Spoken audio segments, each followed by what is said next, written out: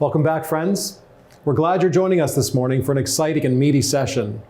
For the next hour, we're going to be talking politics. At 11 Eastern, Michael Van Pelt will host a very special guest. And after toasting our new 8th floor, we'll be closing the morning with a session on exiting COVID, if exit is even on the table. We go now live to our new 8th floor for our first public event in Canada's living room. Good morning, everyone. It's good to see everybody up bright and early-ish this morning. Construction people are like, this is already noon, the day's half over. Respect those people. Welcome to the office. This is our first time gathering for an official event here on the 8th floor. So you guys are part of this. Thank you. It's really great to see everybody. It was great to see everybody last night. I didn't get a chance to actually shake everyone's hand, but hopefully that's going to happen today. So welcome. We're just very grateful that you can be here together with us in this place on the 8th floor to sort of open this place up and unveil it. It is new to us, so we'll ask for your patience if, say, my mic goes out or something like that. We'll just try to project. We've got people who are used to speaking in public. Michael's always on his soapbox, so it'll be a normal thing for us. I do want to acknowledge just for a brief second the beauty of this place. It's actually a really beautiful place, is it not? Yeah. And the beauty and the architecture and the design of it is done by a fellow, and I'm not sure if he's even here today, Malcolm Wildeboer. He was the architect for this, was able to sort of have a vision, take the vision after about 1,000 calls from Michael, actually turn that vision into a reality. And so we just want to acknowledge Malcolm's expertise, his skill, and if you get a chance to meet him or work with him, we would encourage you to do that. And so with that note, if you have to use the washrooms, they're in that corner, just so everyone knows. I know it's a good thing to do. There is an exit right out there. If we need to get out in a hurry, there's stairs. Gravity will help you all the way down the stairs. I want to pass it over to our president, Michael Van Pelt. This is the first of a number of panels that we're going to have this week. This is our political panel. Michael, I'm going to hand it over to you. Enjoy. Great. Yeah, thank you, Brian. Ladies and gentlemen, thank you so much. And I just want to recognize there's people all over the place here on the 7th floor watching through the screens, and hundreds of people across the country and in the United States watching as well. So welcome to all of you. Okay, guys, I'm pumped about this. Let's do politics. Let me just introduce our panel. And this is a conversation kind of trying to get a sense of what politics will look like down the road. Maybe a little bit less about the kind of the immediate kind of fight and hurly-burly of today, each individual day politics, and moving a little bit beyond that into some broader and longer range thinking. And the panel, that's their job today. Let's see how they do. Let me introduce them. Ginny Roth from Crestview Strategies, partner there. I'm so delighted that you're here with us today. And you know what? We are going to talk about populism. It's the elephant in the room. Well, it's no longer the elephant in the room, is it? It's our life, it seems. And then Sean Speer. Sean Speer is basically everywhere with every kind of great intellectual thought in this country. But his kind of main gig is editor of The Hub. And if you're not subscribed with The Hub, it is one of the most creative pieces right now. So just Google The Hub and subscribe. And if you know. Oh yes, that's right. Yes. Okay. Yeah. I bought this, didn't I? I bought this. But and if you talk really nicely to Sean, he may just get you in for a kind of Dutch immigrant cost analysis kind of perspective here. Sean, just delighted that you're here, and of course Ray Pennings. Many of you have known Ray as co-founder of Cardus, and I know many of you comment on Ray's insights. I have chosen till the end of my days to not comment on the last paragraph of Ray's insights. I think they're ridiculous and completely superfluous and shouldn't be part of Cardus, but it seems that people read that. I don't read it, and I'm not admitting to ever reading the last paragraph of your insights. So, ladies and gentlemen, let's jump into this. Sean, why don't we start with you? Just give us a little bit of a picture. If you had to advise politicians of the day, what's coming down the pipe over the next 5 years? What's the big kind of political moves and political shifts that we need to be observing, and a sense of their implications on how it might play out day to day? Thanks, Michael, and congratulations to Cardus on 20 years asterisk. it's a testament, I think, to the people in this room that the organization has grown to the place that it is today. So congratulations to you and the entire Cardus family. When I was thinking about what I might say today, I thought a bit about Cardus and its mission. Cardus does excellent policy research, policy analysis, policy recommendations, but it also has a set of commitments that inform and shape its work. And so in response to your question, I could talk about policy issues. I think healthcare is going to be a major issue in the short and long term. I could talk about the relationship between the US and China and how that, I think, is going to have reverberations, not just in the international realm, but in the domestic realm as well. But to go to the question of commitments to ideas, let me put this on the table. I think the major cleavage in politics going forward is not going to be left and right as conventionally understood.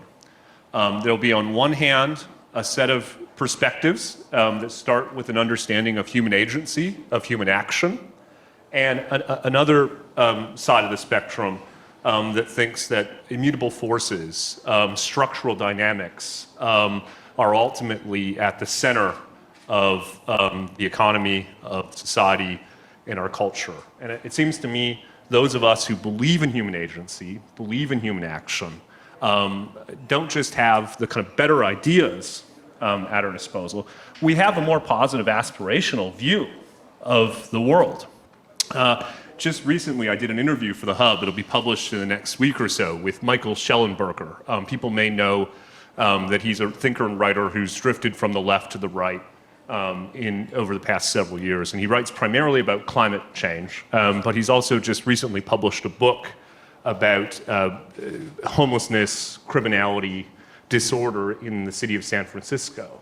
And I think the one thing that connects the dots in Schellenberger's work from climate change to disorder in San Francisco is that he starts with a clear understanding of the role of human agency, and that so many of the poor choices we're making in society presume that there are these immutable forces, race, gender, and so on, that preclude individuals from shaping their own lives and us collectively shaping the world around us. So I guess I'll just say in sum, I think politics going forward can be a debate about this question of what's the role of human agency and how do we make good choices individually and collectively for the betterment of our society, our economy. That would be a much healthier debate, and one for those of us who believe fundamentally in human agency, which of course is really at the core of a lot of the work that Cardus does. I think it's a winning message and a winning proposition. Oh, that's such an interesting kind of start on this conversation. I'd love to kind of travel into the questions around freedom, the questions around determinism, in those kind of different philosophical views. Even kind of, is the new nihilism coming down the road here? If you think through that, so let's hold on to that a bit. Let's go over to Ginny. Give me just a sense, Ginny. What do we need to watch over the next 5 years in terms of the kind of political trends that will actually influence how the audience here and the audience right across the country are having to they're going to have to make judgment calls. Yeah. How do they perceive that? I'll try to tie what I'm going to say a bit to what Sean said, because I think they're linked.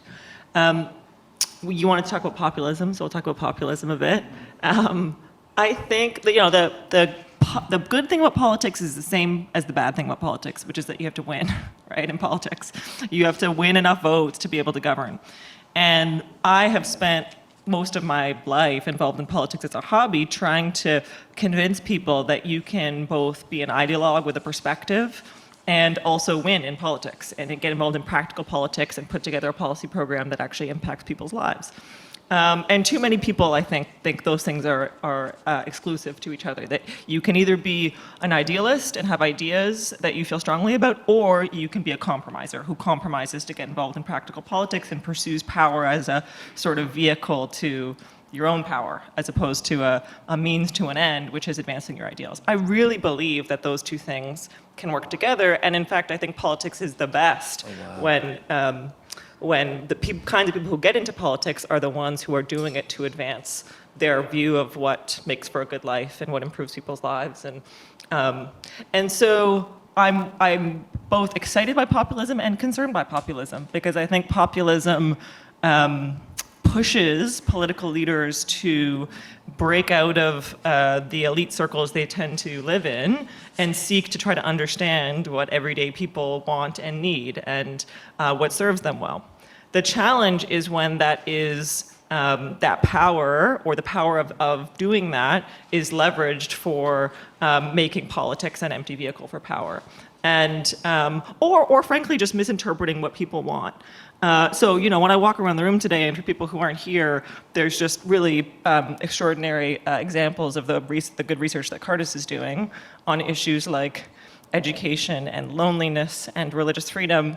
And all these issues strike me as just so relevant to people's everyday lives. So then I ask myself, well, why isn't that we're talking about them in political campaigns and in election periods? Right. And I think that's because the challenge with populism is that when it's misinterpreted, it means that politicians think they don't have to persuade anymore.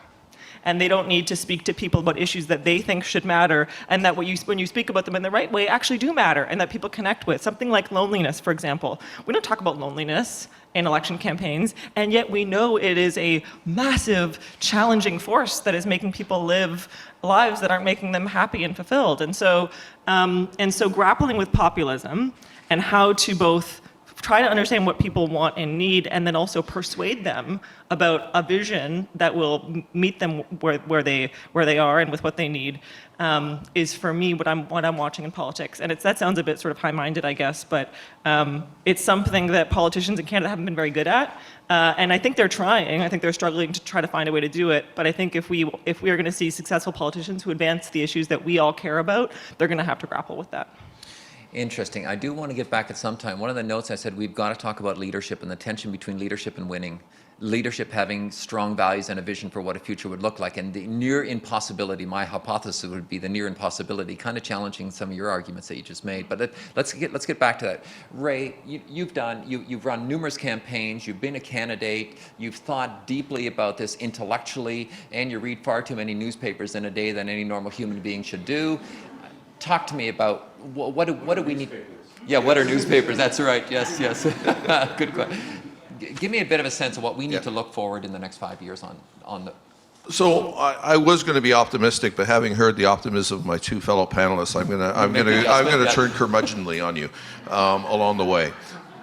The next 5 to 10 years. Let me first of all say, fundamentally, as a Christian, I am an optimist. 2,000 years of Christian social thought, and there is a projection forward in which we know how the story ends. And I actually say that not just to be pious and to say the right thing. I actually think it is fundamental when you're involved in the day-to-day to anchor yourself in a sense of the story, in the sense of why are we here and why does it matter? And whether you say that explicitly or not, it changes fundamentally how you go about it on a day-to-day basis. Okay. And I think, we were just chatting just prior to going live in terms of a sense of commitments. And I guess that's actually segueing from that. That's why I think in the short term I'm relatively pessimistic, because I don't think people have very deep commitments. When I take a look at the country as it is today, it is increasingly ungovernable. We in Canada haven't had a federal government that has had representation from all regions in the country since Pearson, Diefenbaker, like Trudeau. From Trudeau on, there's all Mulroney had, with the exception of the first Mulroney term. Right, in '88. In '88. Yeah. But even then, that resulted in the Bloc and Reform Party. So that didn't work overly well either. So we have regional identity. So we talk about populism, and a very elementary definition is populism is when you are focused more on your identity and who you are, or more often who you aren't. Donald Trump drained the swamp. The elites were not them. So it is an appeal to your identity rather than a position or the substance of a problem. It is one of the ways of looking at it. And the challenge is when we go into the identity, we have increased polarization. We have a lack of sense of commitments. among the populace, which makes it very difficult to talk for a political party to talk about loneliness. Because at the end of the day, you know, Great Britain, you know, David Cameron, I think it was him, when the Minister of Loneliness or Social Isolation, that's right. Yep. when they try, government can't fix that. There are things that government can do that either contribute to the problem or mitigate the problem, but government can't fix it. And the challenge is we have a host of institutions with which we identify with, all of which to a greater or lesser degree seem to be brokenness. And politics today is about fixing brokenness and building coalitions about this set of problems versus that set of problems, but it's not built around the set of commitments of the human person. It's going to be another 50 years. We're talking decades for these sorts of things to change and work their way through. Okay. That's not the most hopeful argument in the world. I said I'd be the curmudgeon. Yeah. So, Ginny, let's go back to let's go back to the question of populism and then kind of contextualize it in Canada. I'm quite hesitant on this front. On one hand, I understand the populism kind of coming out of this inner desire for some kind of agency or recognition, the negative of that being identity politics. But I also see the trouble of populism on the respective institutions and the respective history and those kind of questions. Are we talking, if we kind of put this into a Canadian context, are we talking a populism of Preston Manning? Or that's a very different populism than what I smell today, is it not? Talk to me about that. I think that's what we don't know yet. And I think politicians, and when they contemplate running for office, or people who contemplate involving themselves in the political sphere, are grappling with what they mean by populism. I guess when I use the word populism, I use it differently from how Ray uses it, and I use it in a way that I think it's been productive in the last 5 to 10 years globally, because institutions have eroded, and I think the reason they've eroded is because they've grown out of touch. They have grown disconnected from everyday people, and I don't mean the majority. I mean people on the ground, because they've become separate and apart from the people they were built to serve, and they've eroded, and so they've sort of come under the control of a few people who, because of where they live and what they do, and who they are and their identity, sometimes end up really, really disconnected from a lot of people. And so, you know, if you look at Brexit in the United Kingdom, for example, that the populist manifestation or uprising that resulted in Brexit, I don't think that's a bad thing in terms of a global trend. I think there were a lot of people who were economically and socially disconnected from some of the major structures in that were governing their world, and they sort of rose up and said, no more. I don't want this sense of disconnection. And so when I think about populism, I think about it as having a lot of potential to unlock policy change and meaningful change that could make people's lives better. I don't know that that's what when we see populism in Canada, I don't know that it's being leveraged in that way. We haven't had a breakpoint moment like the Trump election in the US or Brexit in the UK. And so what we've ended up with is, yes, we're polarized on identity, but when it comes to politics and our political parties, we're actually almost the opposite of polarized to our detriment. You know, if you look at the last federal election campaign, what was the major difference between the political parties and their leaders? Almost nothing. You know, to watch the English language debate, and the French language debate for that matter, which we all probably watched as people who watch politics, it was really, really difficult to distinguish between visions, right? They were not competing visions for the country. They were fundamentally the same visions that we're all hewing towards because of our political system and our system of voting, hewing towards the barest minimum of acceptable, inoffensive policy to sort of squeak out a victory, which is what the Prime Minister did. I mean, he lost the popular vote. His vote is very efficient, meaning he had to win over the least amount of people in order to form government, right? No one had to raise point. No one's had a grand sweeping vision that has united the country behind it.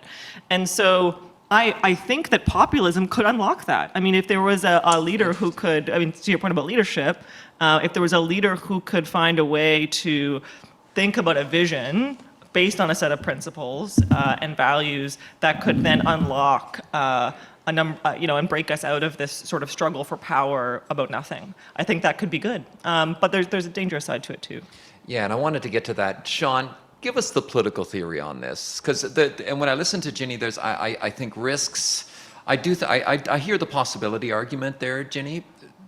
Take this up a bit. Add a little history and political theory to this, Sean. And what's your view on that? Well, I'm an armchair political theorist, but I'll do my best. We'll take you on that. Yeah.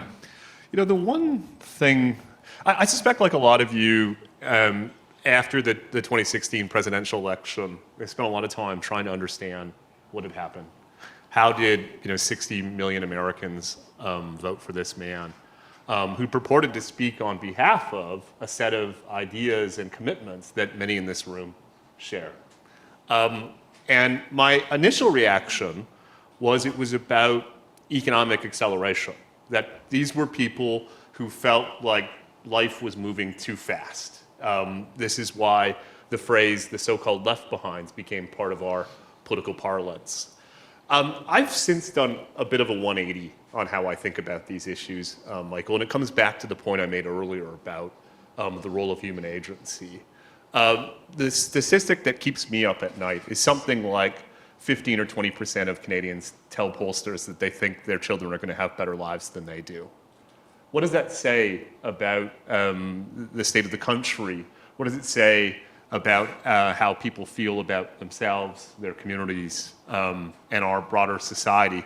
And I think it comes back to this question. If we've told people for more than a generation that what defines them are these immutable characteristics, their race, their gender, where they live, their educational attainment, and that they have essentially no control over their destiny, that these characteristics will define their future.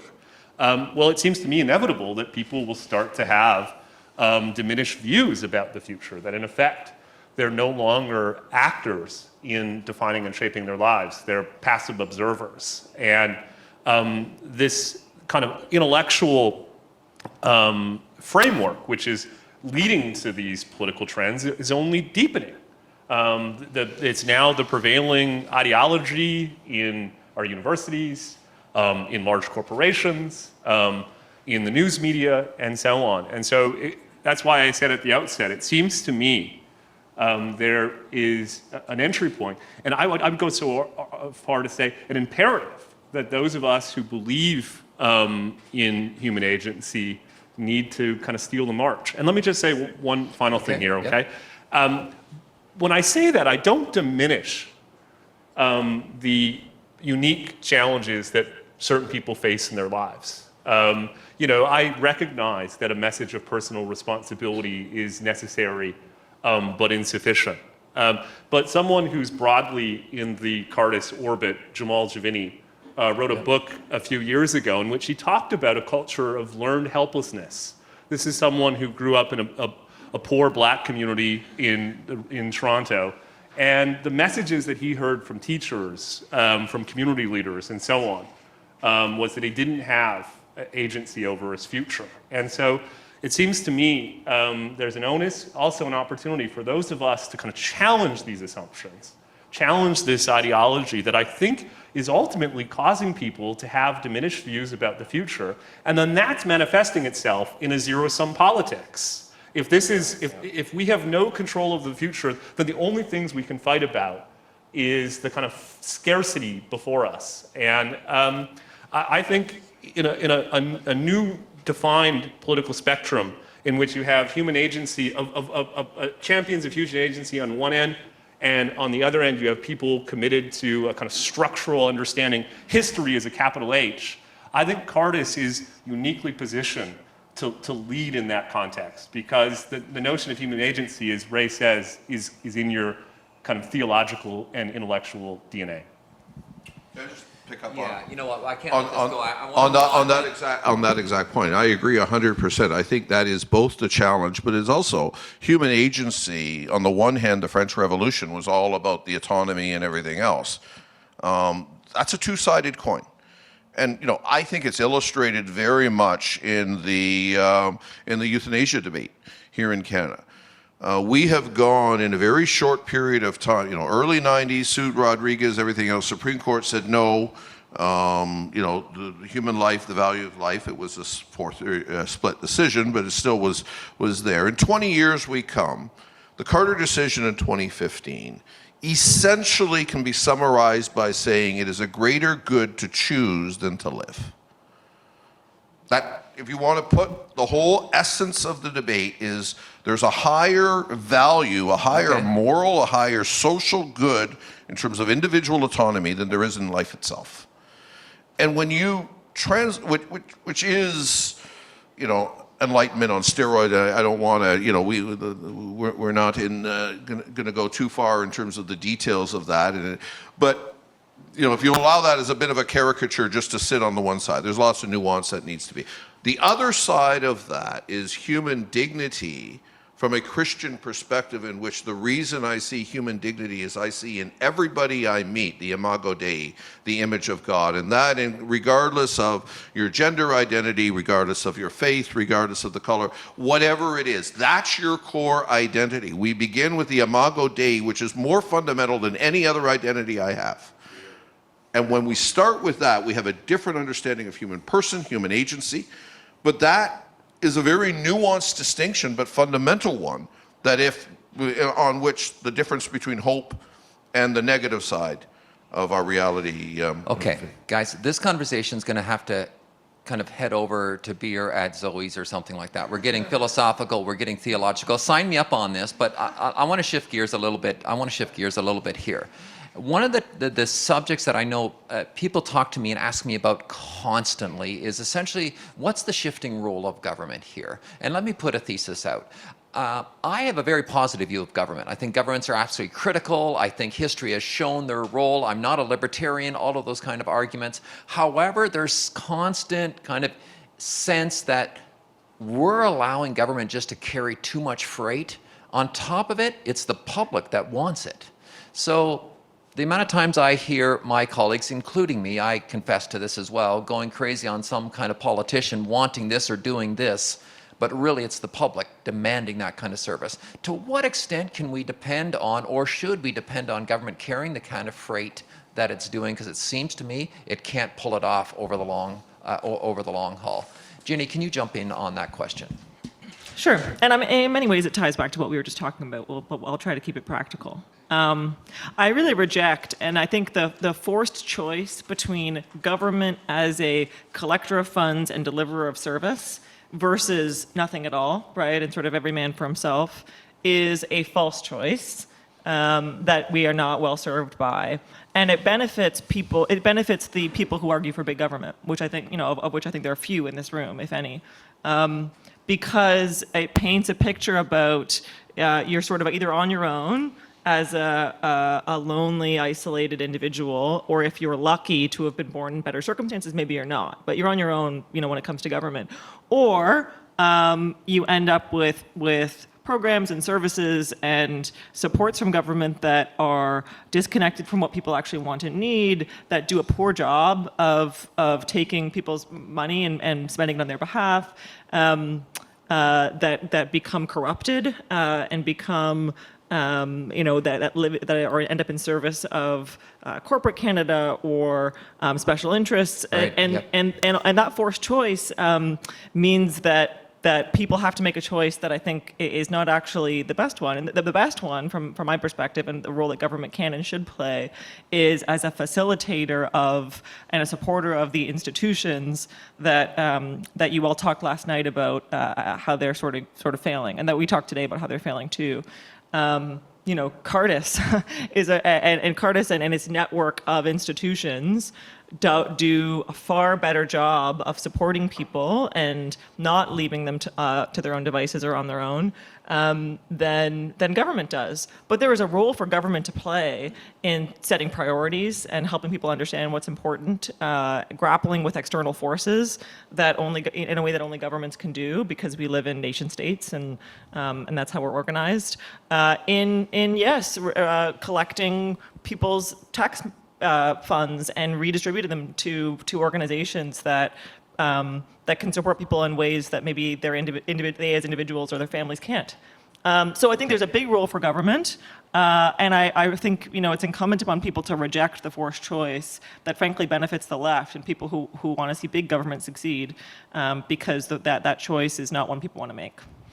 Sean, frame this question in your kind of positing a new spectrum, as it were. So, you've made a pretty bold statement. The kind of historic political spectrum is about to end. It's seemed to be a useful kind of framework over a period of time. Place the role of government and the kind of freight that the population is expecting from government into your understanding of a kind of a new kind of political spectrum. Well, I didn't think that far. I just put the idea out there, and I left it to Well, you know what? Ray and Ginny Think to aloud. figure it out. I dare you to think aloud on this. Think aloud on this. I would say a couple of things. One of the obvious limits to demands on government is arithmetic. We have aging demographics and how that manifests itself in growing demands for healthcare and so on is self-evident. This is the most notable problem we face as a society. Unlike, say, a pandemic, which has emerged out of nowhere, the demographic-induced pressures on government spending is before us and obvious.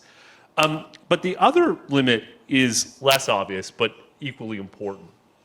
And it gets to something that Ginny raised. Governments, by definition, have to be impersonal. They have to be standardized. They have to avoid the perception of unequal treatment. And that necessarily makes it poorly capable of responding to the unique particularities of the challenges that people face. The problem with government is not that it's bad. I don't have kind of normative objections to government. I have practical objections to government and the limitations in addressing the challenges of the human condition. There's this fascinating chart, I think it's still over there, polling that Cardus has done with the Angus Reid Institute on the experience of people during the pandemic, of loneliness and so on. What did government do well during the pandemic? It sent cash. It sent checks to people. It solved for our material needs. And it did a reasonably good job of that. We know, for instance, that for a lot of low-income households, they actually experienced a net increase in their household income over the course of the pandemic. But government simply can't solve for these non-material needs. It's not designed to do that. And so in a world in which we place human agency at the center of the way we think about the unique challenges facing the economy and society, it seems to me by definition the role of government must be limited, because many of those challenges, many of the ways in which human agency will find expression, whether it's on disorder and substance abuse in San Francisco, or whether it's dealing with the human ingenuity that's going to be required to conceive of new technologies to get us out of the climate emergency, that's going to come from us. It's going to come from these expressions of human agency. It's not going to come from a bureaucratic organization that just can't do these types of things. Interesting. Ray, I'm gonna bring up that dreaded two words of last night, social architecture. I just did it, guys. Did you hear that? Did you hear that? Let's kind of go into the intellectual traditions on this, subsidiarity, sphere sovereignty, Catholic social thought traditions that make arguments for a more distributed view of social order. Play that out, because you are constantly one who's arguing for the integrity of government, but a redistribution of responsibilities over society. Kind of give us that picture. Let me, Sean said... Oh, he's got a paper, ladies and gentlemen. He's pulling out a paper. Oh, dear. I did a bit of homework yesterday, not thinking that it would be relevant, but it turns out to be relevant. So, as I was just thinking about the populism thing and size of government, remember that MLI not that long ago did 44% of GDP in Canada is... Ray, do I need to change Ray's mic, guys? Okay, let's do that, Ray. Is that better? Yeah. You know what? That's a good idea. Are you Just supposed to turn on the mic. on-off button? Okay. It's Ray. I know you have trouble with those kind of issues, but thank goodness you're great on all the other ones, man. Anyway, MLI did a study not long ago. 44% of GDP spending in Canada is direct government. If we actually include tax expenditures, it's 64%. So just think of that. 2 out of every $3 in the economy is being controlled through this redistribution of government with all the constraints that Sean just spoke about. As I was thinking yesterday, I realized I didn't really understand well enough how that actually compares. So I did just a quick search. In 2020, just pre-convention, the US was at 41%, France was at 62%, UK at 50%. Wow. Yeah. Go back 30 years, 1990. Canada's at 41%, US 37, UK 41, France 45. Okay. In 30 years, we have seen 15, 20% growth in terms of the size of government, in terms of contribution to the GDP. And where is that growth? What is it that government's doing today that they weren't doing in the 80s and everything else? So there's an element of efficiency and cost that we can come. Let's make this very tangible and practical because, otherwise we have to go to Zoe's and it's a little early for that. Okay, get there. Yeah. Unemployment insurance. Let me just use that example. Right now in Canada, we have an EI system that's been broken for a lot of times, doesn't deal with seasonal work in the Atlantic Canada. We've fiddled with it in terms of industries, but I think right across the spectrum, everybody would say we have. In Europe, many of the EI programs are run by industry associations and trade unions and are outside of government. So it would affect that calculation. Also would allow for a very different flexible approach that is industry specific, that understands the different dynamics of what a livable wage for a fisherman in Newfoundland is, and isn't forced to use those same rules for somebody in southwestern Ontario who has manufacturing opportunities available to it. Right. The imagination, but just put it in very practical terms. Can you imagine a political party coming to say, I'm going to dismantle EI and we're going to hand this all over to, what would it take for anybody to do that? So we have incrementally over 30 years by almost, 1.5 times in terms of the size of government and done it in these impersonal programs. Now, why has that happened? It's happened, as I mentioned last night, it's happened because families failed. It's happened because communities failed. It happened because there were lots of problems here, and every program just incrementally expanded by 5%, 10% to deal with this or that very real problem that was necessary and a vote opportunity. Yeah, which is interesting because what you're saying, in a way, if you really have trouble with this, don't necessarily talk to your politician, talk to your neighbor. Interesting. Okay, there's so much here, guys. We've got a few minutes before we need to close, and we need to go to this leadership question. We need to go to electoral politics. We need to go all about winning. And I'm going to put this hypothesis on the table. I think that it is extremely difficult to lead today held to a certain deep, thoughtful set of values that you're going to advance into the marketplace, maneuver through the political machinery of today, especially a political party environment where it is completely designed for marketing purposes toward a leader, and then on top of it, not get yourself canceled by the time you're actually running in a campaign. Is that pardon me? Bilingually. That's my thesis. Prove me wrong. I'd love to be proved wrong. I'm going to sound naive. We haven't really tried. We haven't even tried.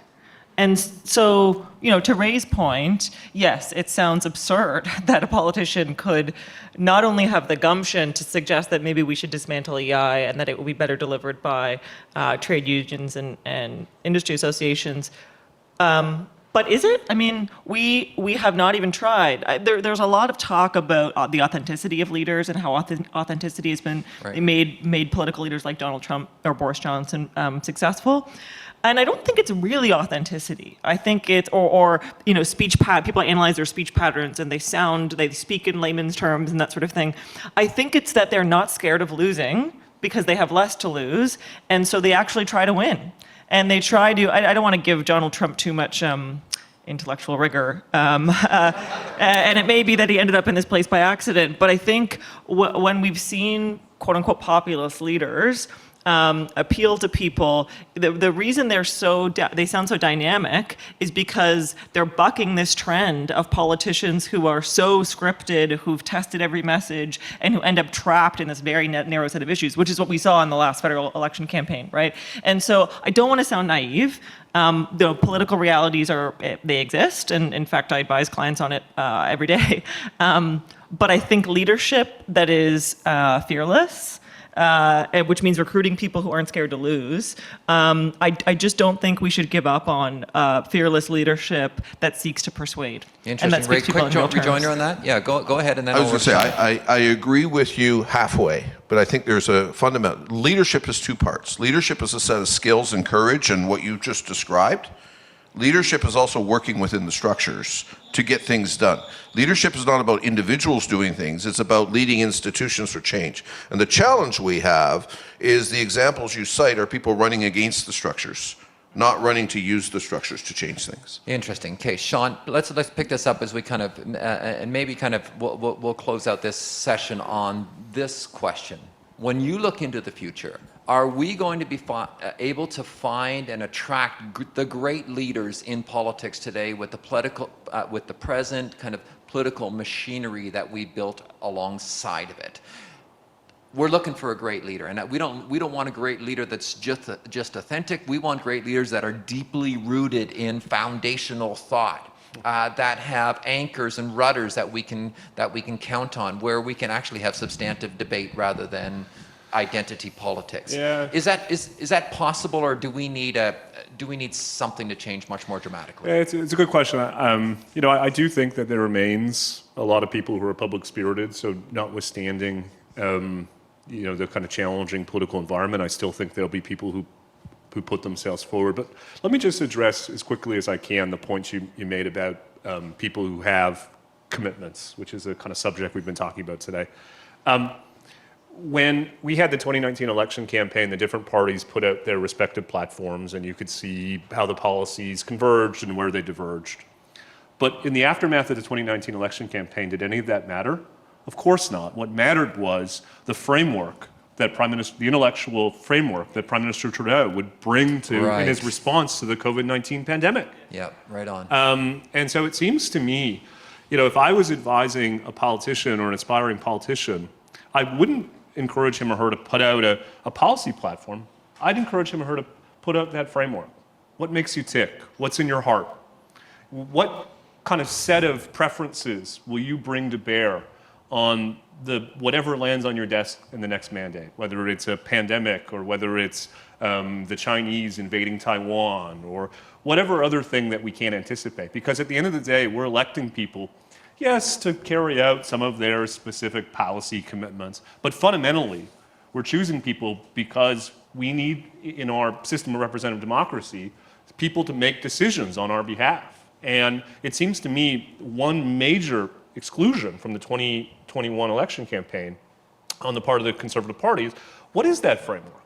What would Aaron O'Toole bring to bear on not the specific commitments in his platform, but the set of issues that we presently can't anticipate? And it seems to me that's the piece of the puzzle that's missing. Right. What do I believe? What makes me tick? What's in my heart? I know that about Cardus.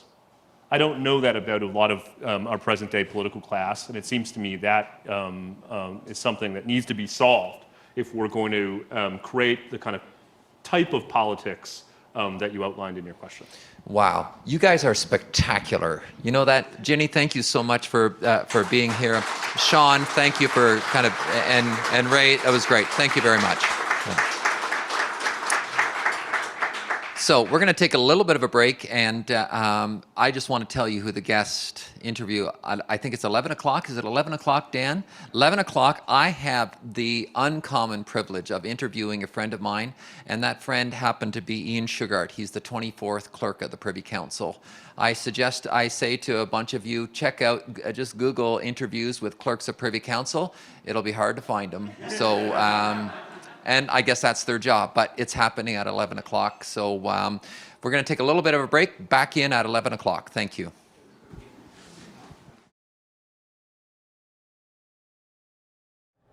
As we prepare for our next session, I have 3 special videos to share with you. These brief research highlights allow Michael Van Pelt to do what he loves best: dive into an exciting new project and hear from the words of our research experts why this work is crucial for a thriving society. We'll go back to back to back with these 3 short clips. Hope you enjoy it. Andrea and Peter John, I'm so delighted that you're here doing a Cardus research brief. Let's jump right into this issue. Childcare is the big kind of question of the day. A federal budget, COVID, the whole 9 yards talks about it. And right smack in the middle of it, you produce a report, long name on a report, by the way, Look Before You Leap, the real costs and complexities of national daycare. Peter John, cost and complexities. What in the world do you mean by that? Yes, the federal program has laid out about a $30 billion expenditure over 5 years, and it needs the provinces to execute this plan. And so they're currently just trying to negotiate these agreements. But we had an opportunity to look at some of the costing. We created our own costing model, and we certainly feel that the federal government has underestimated the costs significantly. We're projecting up to $36 billion a year, that's annually, to run the kind of program that they say that they want to run. And when we look at that, we see tremendous complexity. Childcare is a provincial jurisdiction, and it looks different in every province. And I think this program really struggles to grapple with the diversity of care that happens across this country. So Andrea, play this out on the political front. I know you and some of our colleagues had lots of opportunities to brief deputy ministers and ministers on this issue at a provincial level. How did you communicate the cost and complexities to them? Because they're looking for alternatives. They need another plan. What did you say to them? Well, those meetings really went at the idea that they were going to be facing large cost overruns, and that is a compelling thing for the provincial governments to hear. Now, understanding that many provincial governments are up against a wall, they are facing huge expenditures. This would be another to add. So we really hammered home on that point that a province like Ontario is going to need to cough up an additional $3 billion plus annually at a bare minimum to make this program run. That's what we focused on with them, the bottom line. But definitely it's something we also spoke with regards to the fact that there are better options, that there's an existing ecosystem of care that parents are using and that they're happy with. We have polling that we did with the Angus Reid Institute that suggests parents find care and they're generally pleased with it. So we were also simultaneously saying, why would you embark on this extremely costly venture when you have other options in front of you that work better and cost less? So I'm kind of sometimes one of the geeks that actually reads federal budgets. And when I read the section on childcare, I was struck by the theme of the conversation. There's really 2 themes that came out of this. Number 1, it was a preoccupation about GDP, childcare and the impact on GDP. And number 2, concerns about demographics and the impact on workforce supply in the future. Child wasn't there and care wasn't there. Is my cynicism warranted a bit? Peter John, what's your thoughts on that? Well, certainly it was directed at recovery, certainly was directed at boosting up GDP. That's not what parents think about when they're looking for childcare or considering their options, certainly not what they're thinking about. We have seen in the latest job numbers, actually, that sort of core age working women, that group seems to have recovered. So I've seemed to push through at this point. But yes, child development, what parents actually need, those are the kinds of things that we're missing from the budget. And, we define childcare as the care of the child, no matter who provides that care, whether it's a paid caregiver, a neighbor, a relative, or a parent that forgoes earned income to care for their child. And we think the solutions have to honor that as well. Andrea, you've been an advocate on childcare issues for as long as I've known you, and you and Peter John have done some of the most groundbreaking research in this area. Let's go a little bit to the more philosophical level. Parentally driven childcare and a national childcare program. You've been fearful of this kind of direction for a long time, and lo and behold, it's here. What's the future look like? Well, thankfully, Michael, it's actually not here. And that's something I think it's important for people listening to understand. Everyone thinks that we have a national daycare system now, and we don't. We have 3 provincial holdouts. Ontario is a major province in Canada to say they won't sign on, at least not yet, Alberta and New Brunswick. So I think that to say we have it is not actually true. And I'm hopeful that some common sense will prevail, that, Ontario, Alberta, New Brunswick can take the money if they desire from the federal government, but that they'll do it with virtually no strings attached so as to be able to serve their constituencies and their province in a way that works for them. So that's the first thing I would say. I remain ever hopeful that we can still have, maybe it can be a consensus thing where we have the federal government saying we have an agreement, but that it's so loose that people like me can still feel comforted that it's not actually the sort of national daycare system that we were told we're emulating in Quebec or the European style ones. Thank you, Andrea. Peter, John, Andrea, you guys have been leading researchers on this file. Press ahead. Who knew that this issue would land big time on your plates again? It goes to show the work that we do is important work. And thank you so much for joining us. Thanks, Michael. Yeah, thank you very much, Michael. Joanna, I'm just so delighted that we can be here together for another Cardus research highlight. I want to jump into education. It's the big topic of the day. COVID has created a huge challenge for families across the country, across the world on the education file. At Cardus, we did a really interesting conversation in collaboration with Advance, which is a faith-based organization representing independent schools across Ontario. And this project was called the Pandemic Pivot. And we had an interesting situation where we did a study in June 2020 and a study in June 2021. I'm wondering if you could just give us a little capture of that June 2020 study and what the implications of that were. Sure. Thank you, Michael. Again, this study is called Pandemic Pivot, the very first study, June 2020, and it really dealt with, just to give a brief bit of context for our viewers who may be national or international, it dealt with Ontario's context. So Ontario had the most amount of schooling missed across Canada. 20% of schooling were missed by students. And so the first study that was done in partnership with Advance really focused on that very first government lockdown from March 2020 to June 2020. And it's titled Pandemic Pivot, which I think is an appropriate title because the outcomes of the survey really speak to the ability of Christian independent schools to pivot very quickly and capably to remote learning. So the major takeaways of that study would be that in contrast with their public school counterparts, 48% of Christian independent schools students did not miss any days of learning. And that number rises to 83%. 83% of them missed only 3 days or less. So it was very quick turnaround. I believe teachers took the March break to sort of figure out how they were going to make this work. So, okay, let's fast forward, Joanna, to the 2021 study. How did that show up different? Were there any significant characteristics or outcomes that kind of shot out at you?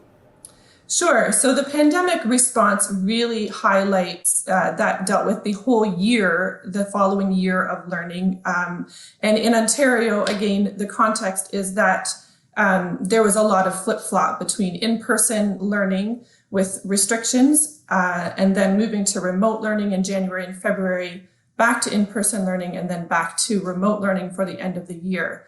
So this study really highlights Christian independent schools' ability to move flexibly, and so they maintained language learning, math learning, Bible, social sciences, and science especially throughout that time. And 80% of them also continued to offer in-person support services for special needs students, which is something that they felt was extremely important.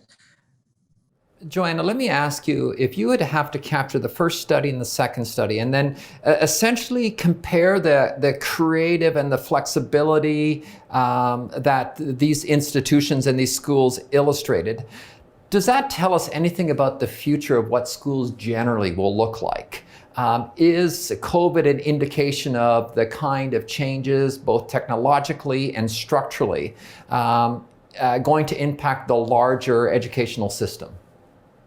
These schools really understand deeply that education is a relational enterprise, and they extend that concept of education as relationship not just from the student, but moving outward to a real educational partnership with families and with communities. So the access that students then had to community supports and structures that they needed in order to be able to still continue to learn. These schools demonstrated real ingenuity and agility with technology and also with other approaches to make education happen.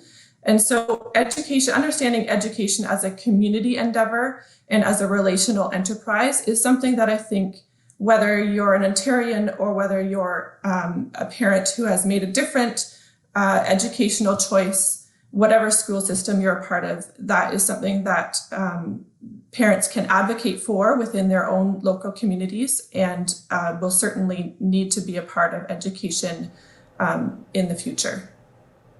Joanna, thanks so much for this. I look forward to seeing how this little jewel in independent schools can be applied much more broadly in our educational system. There's a story that can be shared and can be duplicated for the betterment of our kids across Ontario and across this country. Thank you very much. Absolutely. Thank you, Michael.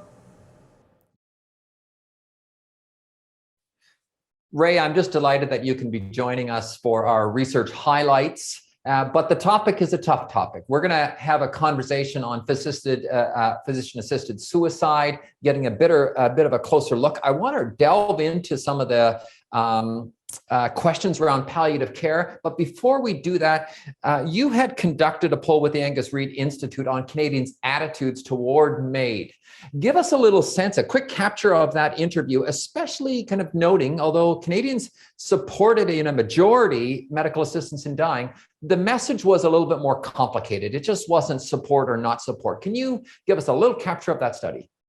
Yeah, we conducted the study in the fall of 2020 in the context of the government's proposal of Bill C-7, expanding MAID. And all the media story was 80% of Canadians are in favor of MAID. And depending on how you ask the question, that's indeed true. What our poll sought to do was get beyond the MAID yes, no. And what we really found is you can divide Canadians into three groups. Roughly 1 out of 3 Canadians, no matter how you ask the question, is almost going to give the most pro-assisted suicide answer that is there. Almost 50% of Quebecers tell us that when it comes to thinking about their own death, they want to die through medical assistance in dying. So there is a very strong, vocal, pro-MAID community. About 1 in 5 Canadians are no to MAID under all circumstances. And that roughly actually parallels the most religiously committed group of Canadians. And obviously there's a close parallel between your religion, faith, and that. But that leaves actually almost 50% of Canadians. And what was interesting there is that when you asked a general question about MAID, you got a yes. When you asked a specific question about, are you concerned about this, that, or the other, you got, yes, I'm very concerned, mostly in the 60 and 70% concerned about the expansion of MAID. And from a political point of view, that's certainly the focus of Canadians. As the government's looking to expand MAID, that's the area that we need to focus on. Okay, let's take that as context and deal with the palliative care issue that is really central to this. Cardus made a decision that said, we're going to focus on this area. The legislative and the judicial environment is already to a degree cemented, but what we can do to be most helpful is work toward all kinds of palliative care solutions in this country that people don't need to make this choice. And Ray, I know this is a bit personal to you as well in your own family, but make that transition for us. And why is this so important? And what is Cardus actually doing about it? What's extremely frustrating about the MAID debate in Canada, it's been a very active debate since the 90s. There have been 2 Supreme Court decisions. There's been 20 some odd pieces of legislation. There is a community that has been pushing medical assistance in dying, or I prefer the term medically assisted suicide, because that's actually that's actually what it is. When I think of medical assistance in dying, I actually think of palliative care. Palliative care is the best of medical assistance in dying. You don't have to die alone in this country. And over, especially since the 1970s, there's an entire area of medicine that has been focused on dealing with the suffering and pain associated with the dying process, such that in 90 whatever percent of cases, we have the medical technology today to relieve most of the pain out of the dying process. Now, it's still the dying process. It's not a pleasant process. But in terms of the pain that is there, we can deal with that. The irony is that in spite of dozens of reports from the 90s on, we are still in a situation in which over 60% of Canadians do not have access to palliative care.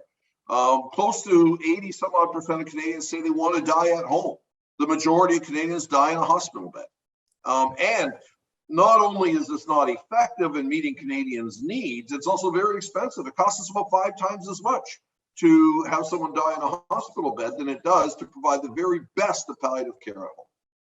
So let me put a bit of an edge on this, and I want to be careful with this, because what I'm observing is already we're seeing a push, even in faith-based elder care institutions, toward providing active services in MAID, and still, as you've just articulated, not having the full resources on the palliative care side. That's a tension to me. I'm worried about that. How do we deal with that? And what's striking, and for those who just Google Delta Hospice, to get a story of an institution, in this case, not a particular faith-based one, but one that did not want to provide physician-assisted suicide, having its funding taken away from it because it refused to provide MAID, even though 5 minutes down the road was a hospital in which MAID was readily available. There is an agenda that seems to be at work, which really is emphasizing the provision of MAID. And obviously there's a demand side there. We have been focusing on the supply side, saying there needs to be a real push for government in terms of the funding of the healthcare system to ensure the best of palliative care is provided, and that institutions are protected from being forced to participate in MAID. Ray, I know this is a deeply personal issue to you, and thanks so much for having this conversation with us. Push on this issue. This is a way we can love our neighbors as ourselves in real public policy format. Thank you so much for joining. It's my privilege. In a moment, Michael Van Pelt is going to speak to a close friend about life and leadership in the Canadian Public Service. Michael and Ian Shugart have walked together for 15 years. Ian is the former clerk of the Privy Council, the highest position in the Canadian civil service, in charge of billions of dollars of spending and tens of thousands of employees. Ian is a strong and principled leader, and we're delighted that he's going to join Michael in conversation. We hope you enjoy it. Michael is actually going to take a moment to have a conversation with a very special guest, somebody that I've heard in a number of different circumstances, and who every time I hear him, I walk away wiser and much more thoughtful about the world, much more hopeful about the world. Michael is going to have a conversation with a friend, and what we're going to do here is have a bit of an insight into that conversation with a friend. That friend will be on here, on the screen here, and I hope that everybody will have a chance to see it. If not, there's also, I think at the back, there's a spot as well, if you can see it there. And so, Michael, I'm going to hand it over to you. We're glad that you're talking to someone. Enjoy.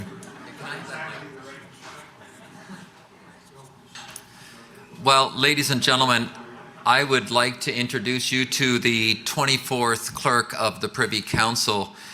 Ian, my friend, can you hear me all right there? You're looking handsome with all those books behind you, man. It takes all those books for me to look handsome, Michael. Okay, this is not a good start. We got to do way better than that, Ian. You know what? It's a great privilege to be able to have a conversation with you.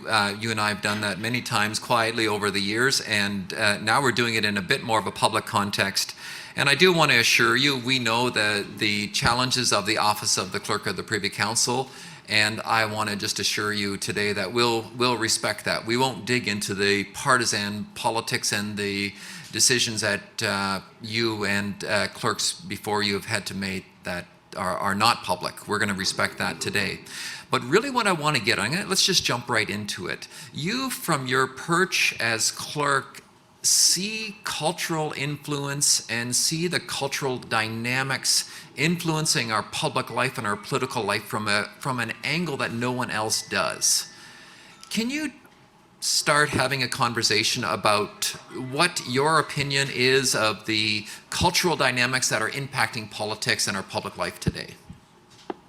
Sure, and just before I do that, Michael, let me greet everyone at this Cardus event, and let me give you, and through you, the whole Cardus family, my own congratulations on this milestone, and offer my very best wishes for the next 20 years. I'll boil things down perhaps into 3 words that might be easy to note and remember. The first is pluralism. There's just greater complexity that we're facing in our national life and in our provincial and municipal affairs, our social dealings, than I think we've had to deal with before. And it's possible that every generation says that.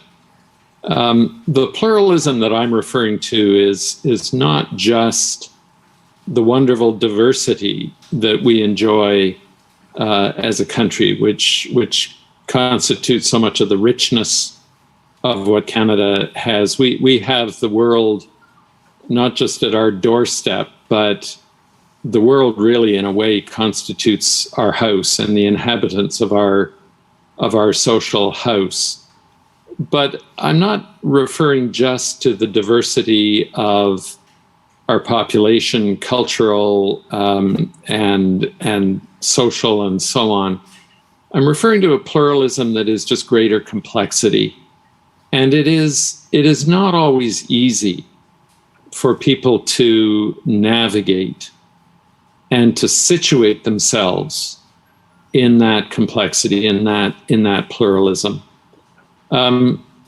History, of course, is never static. Things are always moving.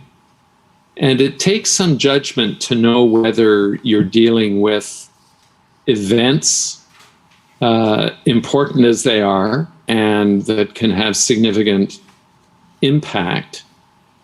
And when, on the other hand, you're part of a trend. And my sense is that we are living in a moment where we're part of a trend. And again, this is true of previous generations. The post-war era was a very significant multi-decade trend of vastly increasing prosperity, much greater diversity in Canada, the creation of, to a significant degree, a welfare state, a consensual society.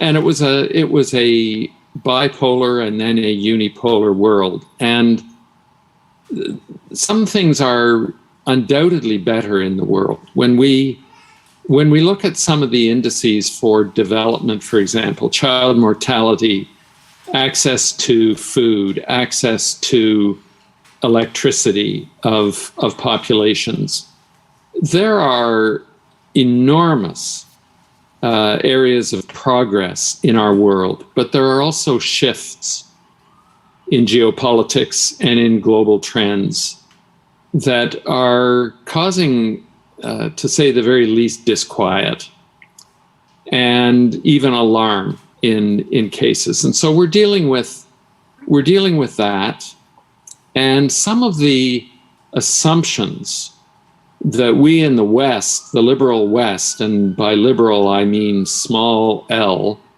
the philosophic use of the term, not the partisan label. Some of those assumptions of the liberal West are no longer taken for granted, even if they ever were in the world as a whole. And even within the West, some of those assumptions are no longer taken for granted. Couple that with the fact that the authorities, that society generally, through some of our choices as society, involving government or not, have not been working for everyone, not equally. We saw the deep inequalities in our society that were exposed through COVID. We're going to face some of the same things as the climate challenge increases and intensifies. We're going to face disruption. So pluralism, Michael, is a term that doesn't just mean diversity. It refers to our ability to make sense of things and to navigate things. And I guess the bottom line there is that consensus is getting harder. The second word quickly is polarization. This is not going to be a rant about social media. Social media has been a wonderful blessing in many ways, but it has had impacts, some of which are challenging, to put it politely, and destructive in some ways. Some of it is just practical reality. The news cycle is far, far shorter than it used to be, which forces change in the dialogue, which forces decisions to be made sometimes very, very rapidly. And I would argue that sometimes the quality of the news cycle and of the content suffers as well. But there are some alarming trends as a result of what social media and platforms, the way they're constituted, the technology, the interactions of technology with the nature of public debate. I think there has been an increasing risk, if not in some cases outright failure, of genuine discourse in our society. When you have fundamentally echo chambers where people have their one news site, and they won't even look at other sources of news or traditional vehicles of news that have mediated that public discourse, there is inevitably going to be an impact on reflection and on dialogue. And that is not always going to be beneficial. And I think that is getting harder. And we're going to have to cope with that. And then the third word that I would offer to encapsulate some of this is privatization. There's been an assumption, there's been a long-standing reality that faith has been seen as a private matter, not for public discourse. Not everybody agrees with that, of course. But this has been a long-standing trend that faith is essentially a private matter. And I think most people are comfortable with that proposition, or at least have gotten used to that proposition. But I think people are also open to the idea that faith and a spiritual discourse speaks to something in our nature. And I'm not just talking about our historical antecedents in the Christian West, in Christendom, which for centuries was the dominant outlook. I'm talking about the nature of the human being. And in fact, our diversity, I think, has maybe opened people up to that possibility that dialogue about faith actually speaks to something in our nature. And coping with that reality may have something to do with our ability to cope with pluralism. But there's another aspect of this idea of privatization that I just want to mention. And it's what I would say is a growing emphasis on what I think. And by I don't mean Ian Shugart, I mean the individual, the person, the I that is all of us and is everyone around us. Trust in institutions has been documented now for many, many years in many countries using opinion research and social research methodologies that are sound and trusted. And we have seen a steady, not unidimensional, but generally a steady decline in the public's trust of institutions. And many institutions, if not most, if not all institutions to some degree. And what that means is that there is a reduction in the ability of institutions to mediate views and to mediate the dialogue. And when I use the word mediate, I don't just mean solve arguments. I don't mean like a referee getting between two opposing views. Right, yeah. I mean mediate in the sense of carry forward or facilitate. We used to turn to institutions to help us make sense of things, to mediate our understanding. Well, if we don't trust institutions, then we're not going to rely or believe on what they say about some of the issues of our time. And with social media and with that element of trust, what I think as an individual becomes more and more important. And of course, the more emphasis there is on what I think and less reflection, less attention to what you and others think, consensus becomes much, much more difficult. And it's not just consensus for the sake of everybody agreeing and getting along and going for a beer afterwards. It puts at risk common purpose, and it erodes the norms of civil exchange. And indeed, it leads to something which lurks in the hearts of human beings. Somewhere around some corner, in all of us, there is the potential for hostility. And this environment, I think, creates greater risk that hostility, which is part of our nature, breaks out into the open, into our civil discourse. And we see this very apparent in the United States, but let's not be too superior. Canada is not only not immune from this, but I think we see it. So all of that to say, Michael, I think this is relevant for Cardus, because if we ever needed to pay attention to the nature of and the need for dialogue, and dialogue that is civil and is rooted in evidence and reflection, it's now, and we're going to need it much in the days ahead.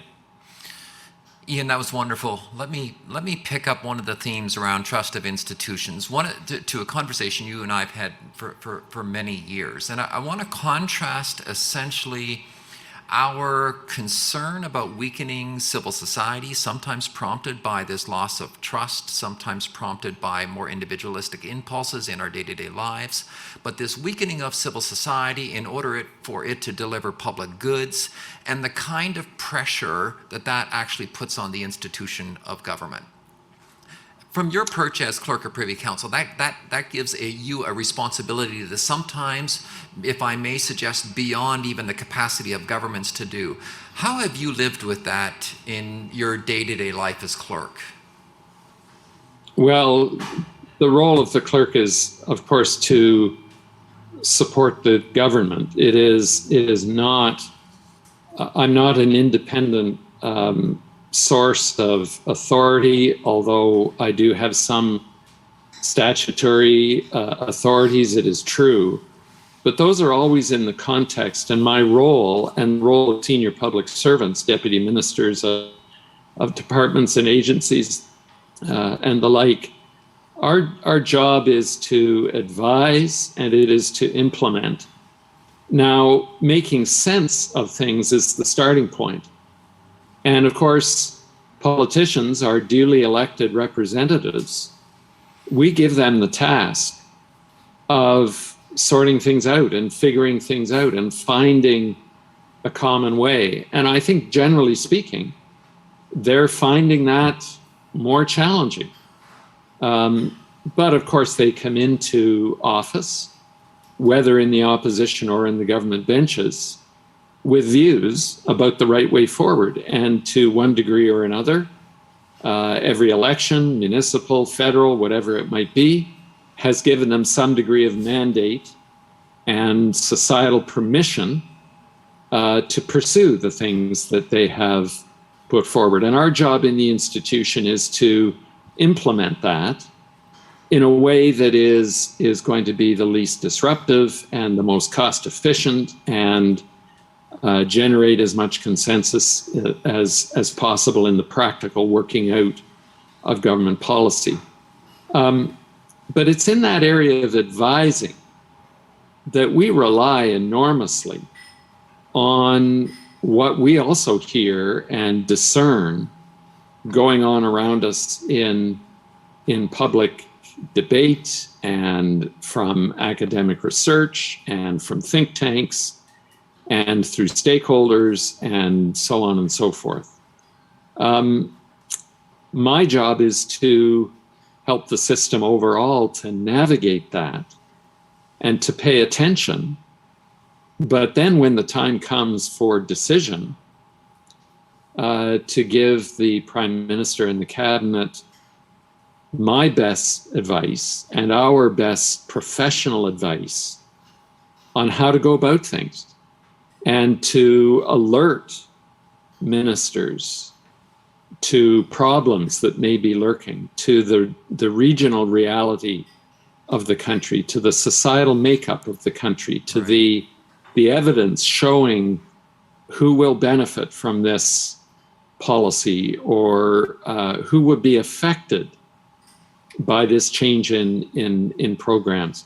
It is a matter, Michael, of dealing with complexity and of recognizing just the diversity of interests out there, and making sure that the authorities, that our elected representatives have the facts, and that we don't bring in policies and then 6 months later or 3 years later realize,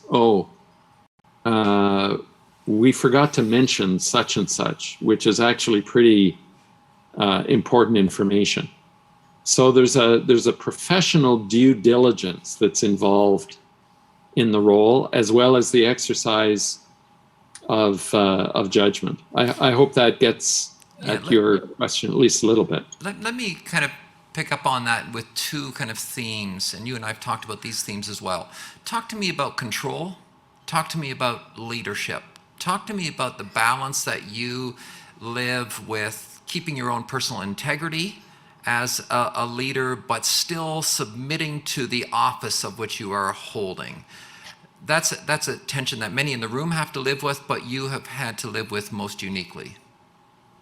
Yeah, let me preface all of that by, or what I'm going to say in response to that, with something that I think is very, very important. And not everybody will agree with this, I'm sure. Not everybody will believe what I'm about to say. But it is based on observation. It is based on fact. It is based on evidence. And that is that we remain, among the nations of the world, extremely fortunate. And we should actually be very grateful for the institutions that we have, and for the nature and for the state of our political reality in this country. We do have checks and balances. We do have regimes for accountability. We do have free speech. We do have public dialogue. And what that is prefaced to is saying that my personal integrity in terms of telling government, telling the Prime Minister, telling Cabinet what they need to know including some of the hard realities, has actually been tested far less than you might think. I have, on more than one occasion, said to a minister, whether as clerk or as a deputy minister in 3 significant departments, and as an assistant deputy minister before that, Minister, you cannot do that.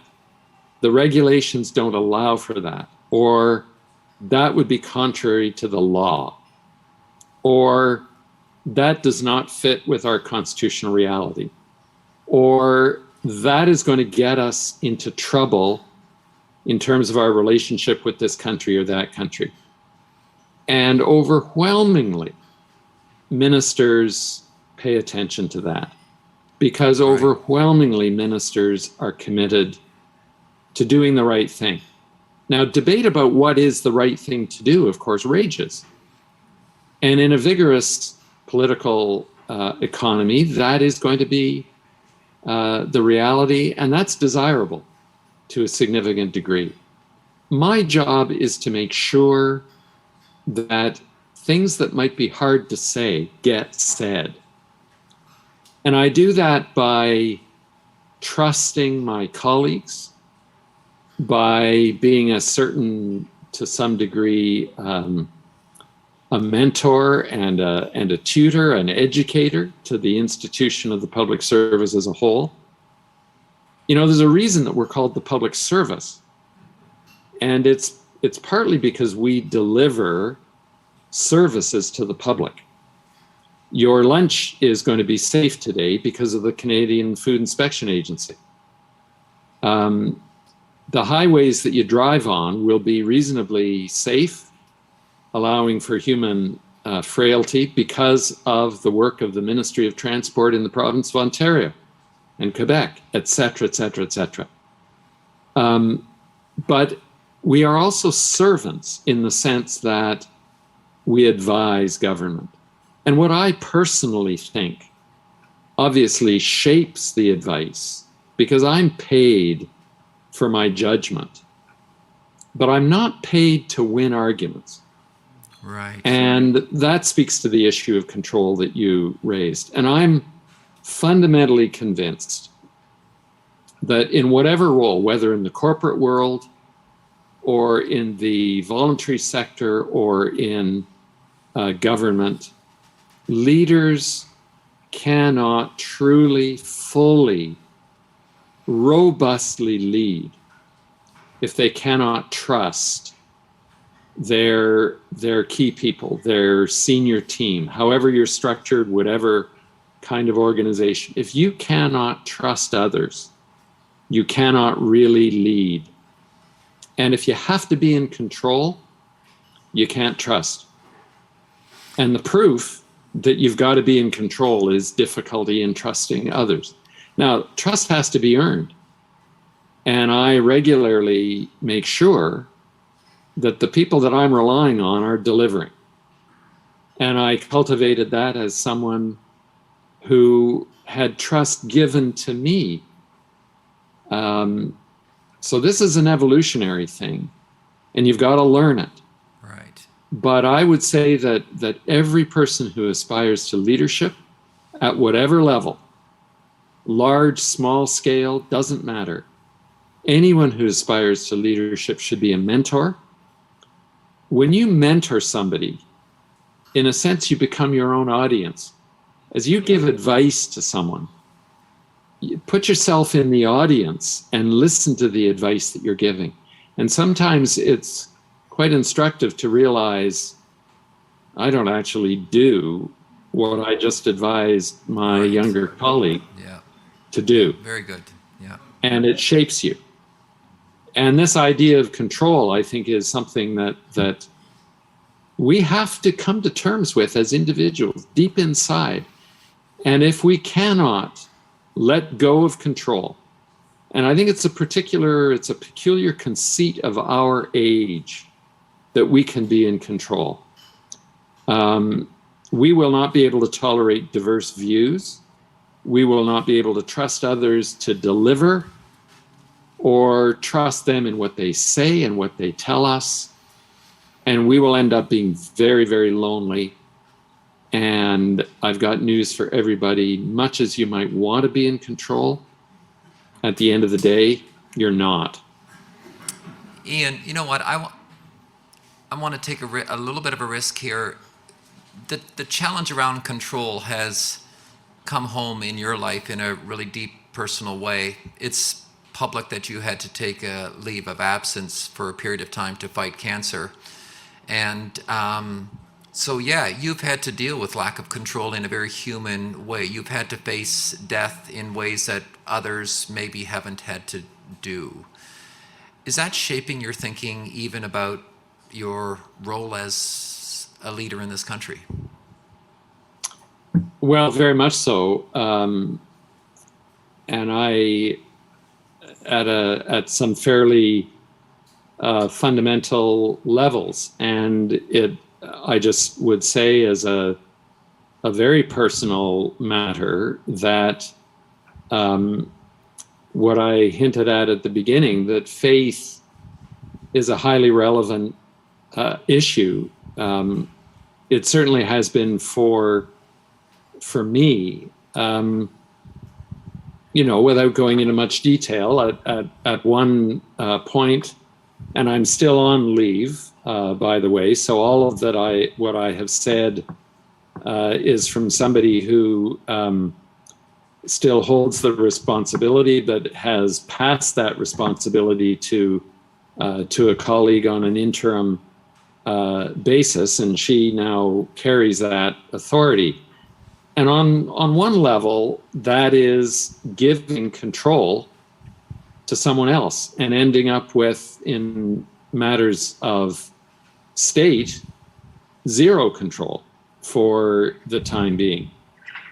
But, at one moment during this year, I found myself staring at the ceiling of a hospital corridor outside the operating theater,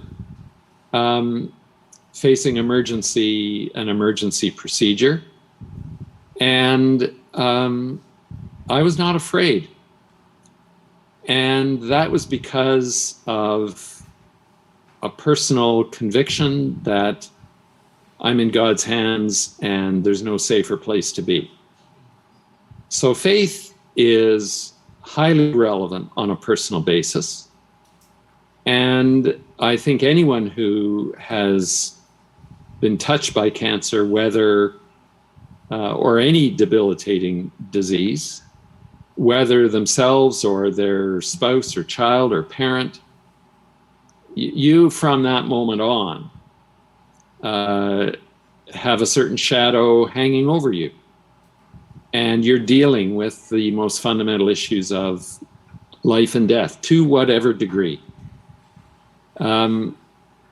So yes, I have very definitely had to deal with the issue of control. I think I would say, no particular credit to myself, it's much, much better to work through some of these issues while you can before the crisis hits. Because when the crisis hits of being fired, rightly or wrongly, or facing death, whether in your family or your own mortality, or lying awake at night worrying about some of these things that are the stuff of this conference and of this conversation, better to know that you're not in control, because that drives you to, I'll just get rid of that. That drives you to thinking about what are you going to rely on. Right. And better you think about that in peacetime than wartime, so that you're well prepared. Ian, so that's what I would say in response to that personal reality, Michael. Ian, I want to thank you so much for this conversation, for just allowing us a glimpse into your world. You've been an inspiration to me in my own work. I've been praying for you, and I know many people in this room will be praying for your good courage and your good wisdom as you, Lord willing, take up your tasks again. May you be blessed. Thank you so much, Ian. Thank you very much, and to all of you.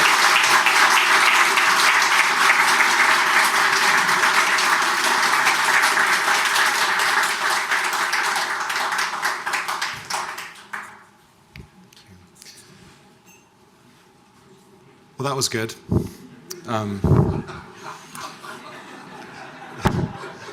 There are sometimes people that you look at and you're like, I wish I was talking to Andrea, that you could have that type of confidence and serenity matched with competence. It's a rare thing and something to aspire to. And it's very inspirational. Thanks, Michael, for that. We're almost done working you people over. We have one more panel. This is the Cardus way. We work hard and then we play hard. We're almost at the play hard stage, but we're going to give you a little foretaste of the play. We've got champagne. And technically it's not champagne because that's a trade secret. The French, you know how the French are. We're not going to be serving any Cornish pasties or anything like that later.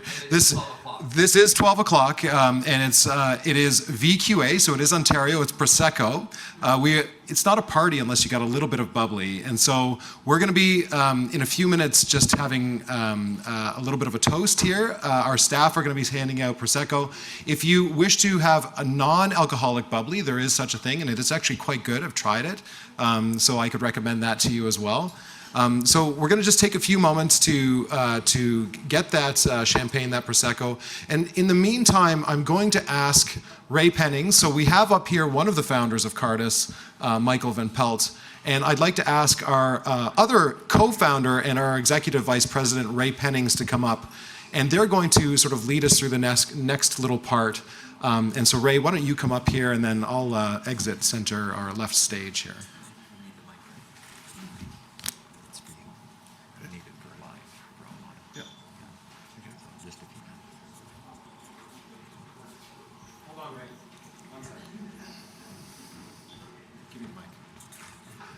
So I also just want to note, and sorry, I'm not, we do try to cut Ray off from time to time. I got him before he even started. We do, one of our nicknames for Ray is Ray Longform Pennings. And so I got him before he could get the forum started. Just a quick note, there is also, and I would encourage you to do this, we are doing this under protocols with COVID and so on. If we could take the time, if we could, to spread out a little bit, there is also some champagne and so on, or a Prosecco downstairs, and you can enjoy the next phase of this COVID panel as well. And while lunch is happening and so on, I would encourage you to do that. And so just let's try to spread out. The chairs are cozier downstairs anyways. Do you have a poem for us? Well, I do have a poem, now that you mention it. You're going to give me the long okay, form? well, I'm going to give you the poem. I will give you a short form poem. And it's something that I actually, it's by an Australian Catholic poet who's now dearly departed. His name is Les Murray.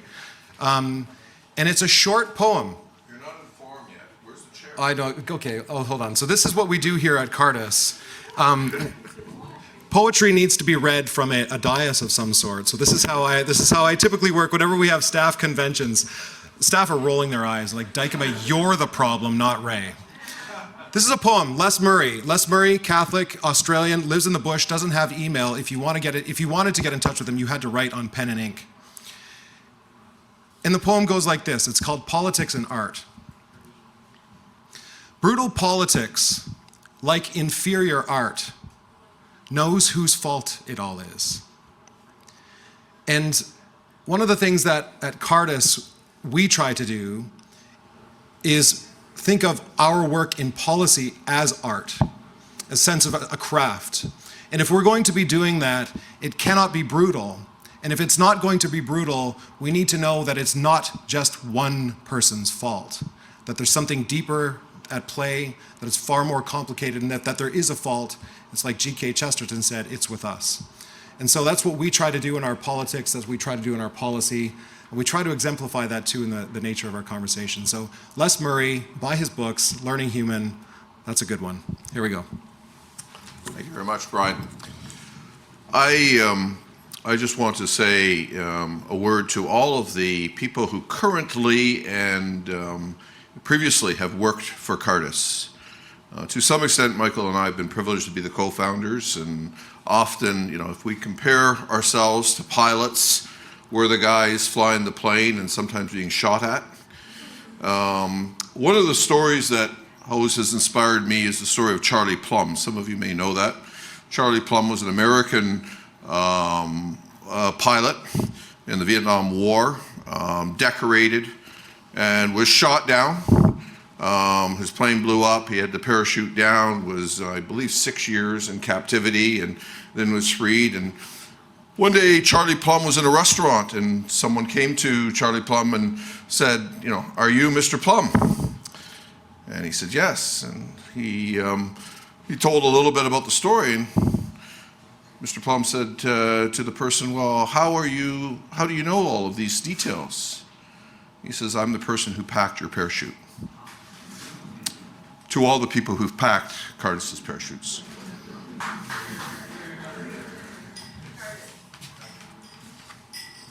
Thank you, Ray. I'll be a little bit more mundane and less eloquent. I want to remind you of the challenge and the initiative that we set up to get us here. We launched the Elevate initiative just before, a number of months before COVID hit. And there was really 5 pillars to the Elevate initiative. And number 1 was ramping up the Ottawa presence. Well, that's an obvious one, ladies and gentlemen, we're here. Number 2 was we just can't live in this ivory tower in Ottawa. We need to strengthen regional presence across the country, which we're doing. And number 3, we need to strengthen the Cardus brand. Try to get a language for all to be able to understand, not just for the intellectuals to understand. And number 4th pillar, focus the whole of Cardus toward the next generation. And ladies and gentlemen, we're rocking that pillar too. And the 5th pillar was this: celebrate 20 years. This initiative was animated and it was launched by a $2 million gift from Bill Bortman. Bill Bortman was a very dear friend to me and to Cardus. He died on April 11th, 2020. And then this is what happened. Many in our community came alongside of Bill, making the most of that wonderful gift in a way to match. Some of you are in this room. I'm looking at you in the eye. You did 2 things really. Number 1, you made sure that the bills were getting paid. But number 2, you created a kind of gravitas and confidence that Cardus could leverage far beyond your own gifts that you gave us. Ironically, even that confidence powered us through this COVID period of time to levels of success that we were completely not expecting. So we actually set a goal to raise $5 million, and I'm confident that we'll be able to meet that goal. We're really close, ladies and gentlemen. So, might I propose a toast? Ladies and gentlemen, in the spirit of gratitude, in the spirit of expectation, let's toast the next 20 years of Cardus. May God bless Cardus. May God bless Cardus. Thank you and enjoy.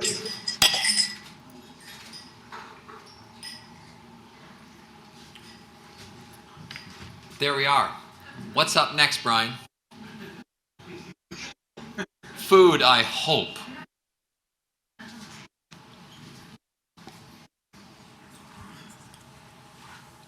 I was too busy with my Prosecco's. It is actually lunchtime. So we're going to take a moment to have lunch. Lunch is going to be served downstairs to start, and so I'd encourage you to, if you haven't, we spent a lot of time up here, check out the 7th floor as well. Some beautiful spots to sit and relax. The H&R Block at the front left, there's the lounge, there's the library. Please just enjoy lunch. Take your time, grab your sandwiches and spread out. We're going to reconvene here at 12:15. And that's going to be our last panel. That's going to be our Exit COVID panel. This is the panel that we're having in Hope. So 12:15, we're going to reconvene. You can stay on the 7th floor if you're there. There are screens everywhere. You'll be able to see everything. We have some guests coming in. And so I would encourage you, grab your lunch, make yourself comfortable, and then the last panel will take place at that time. So, ladies and gentlemen, enjoy the drink and enjoy the food. It's my privilege now to screen for you 3 more research highlights.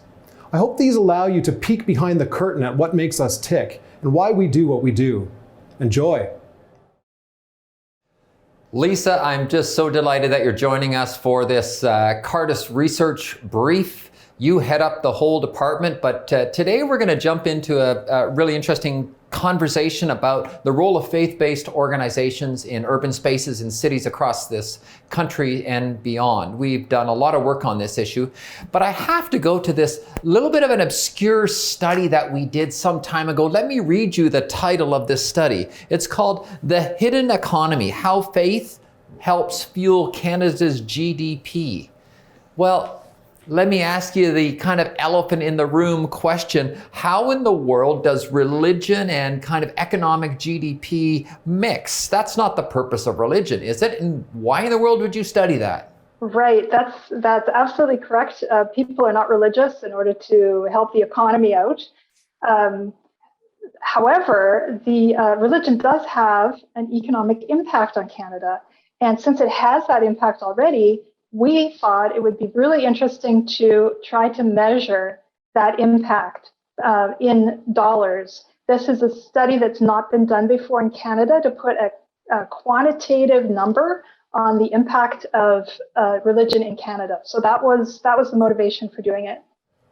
So what you're telling me is actually the dollar amounts became proxy for the actual things that religious communities do. Well, what are they?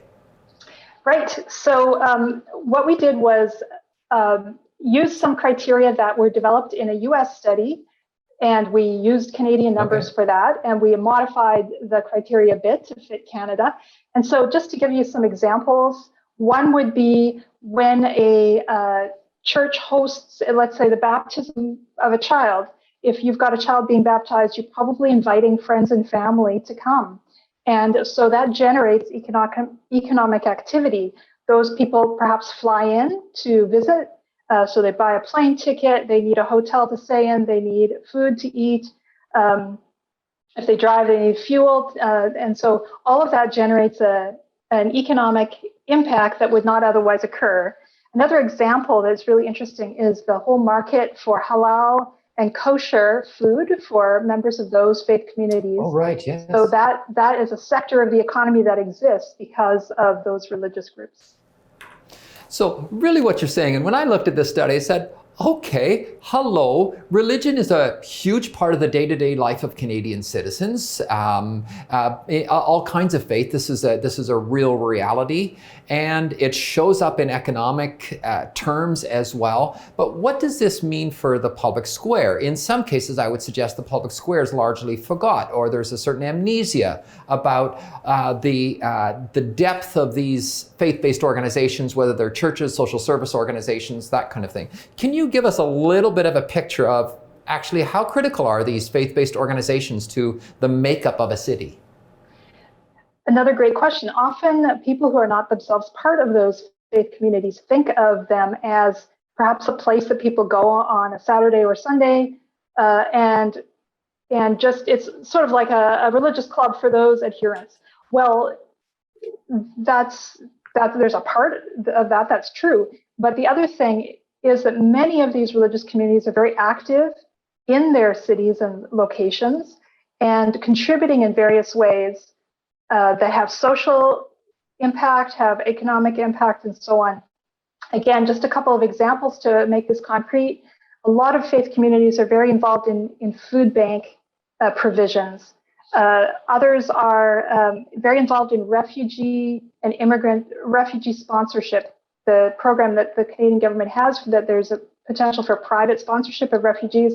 Many faith communities are very involved in that as well. So those are just 2 examples. So let me press you on a bit of a tension that exists here. On the one hand, we're arguing that there are substantial kind of institutional critical services being provided by faith-based organization in public life today.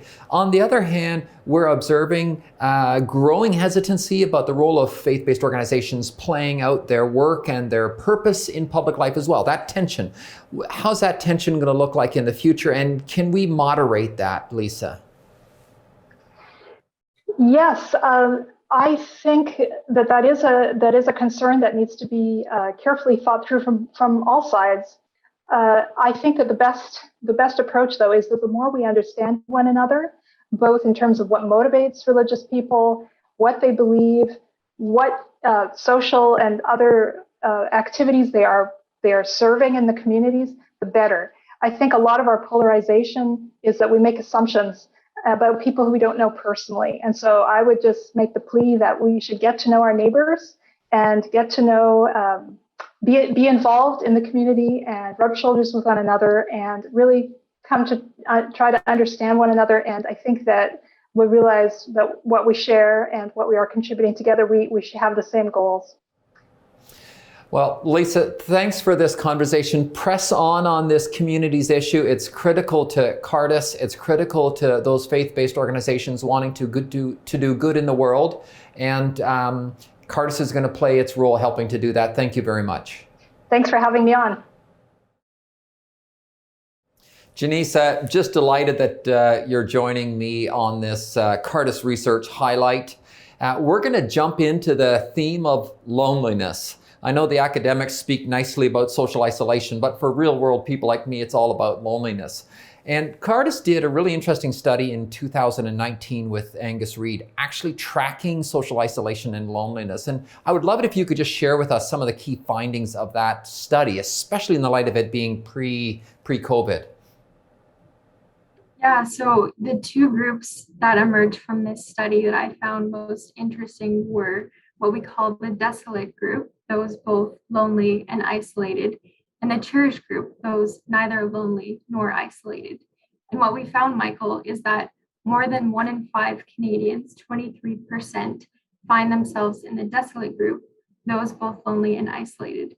They are more likely than those in the cherished group to have lower income. 41% have an annual household income of less than $50,000 per year. We also found that 1/2 or 48% of the desolate group have a high school education or less, and Canadians who are visible minorities, Indigenous persons, and LGBTQ2 persons are disproportionately represented in this group. Now, on the other end of the scale, we found that 22% of Canadians fall within the cherished group, those who are neither isolated nor lonely. They tend to have high incomes, are most likely to be married, 75% are, and most likely to have children. Only 11% of the cherished group live alone. So Michael, that creates a really interesting portrait of Canadians going into 2020. For sure, the institutional dynamics of that are really interesting. But let's actually, who would have known that COVID would hit in 2020? And we happen to kind of review and relook at this study in 2020 as well with Angus Reid. Tell us about the differences. What happened in COVID that accentuated or actually changed maybe to the positive the results that you articulated? Yeah, so it's not surprising that the percentage of Canadians who said they had a good social life dropped from 55% in 2019 to just 33% in 2020. And of the cherished group, just 12% of Canadians found themselves in this group in 2020, compared to 22% in 2019. Moreover, in 2019, 67% of Canadians said their mental health was good or very good. In 2020, just 53% said the same. And what I found the most interesting in this survey is that it seems to show that older Canadians are faring the pandemic better than younger Canadians are with regards to isolation and loneliness. Older Canadians are more likely to be within the cherished and moderately connected groupings, while on the other hand, 33% of young people between the ages of 18 and 34 are in the most lonely group, compared to 18% of those 55 years of age and older. Okay, that's a lot of data, Jenisa. Allow me to take this home for a minute. You and I represent different generations. Would you be willing just to talk about your generation? There is that dynamic between an older population and a younger population that plays out here. Of course, there's also socioeconomic dynamics at play here.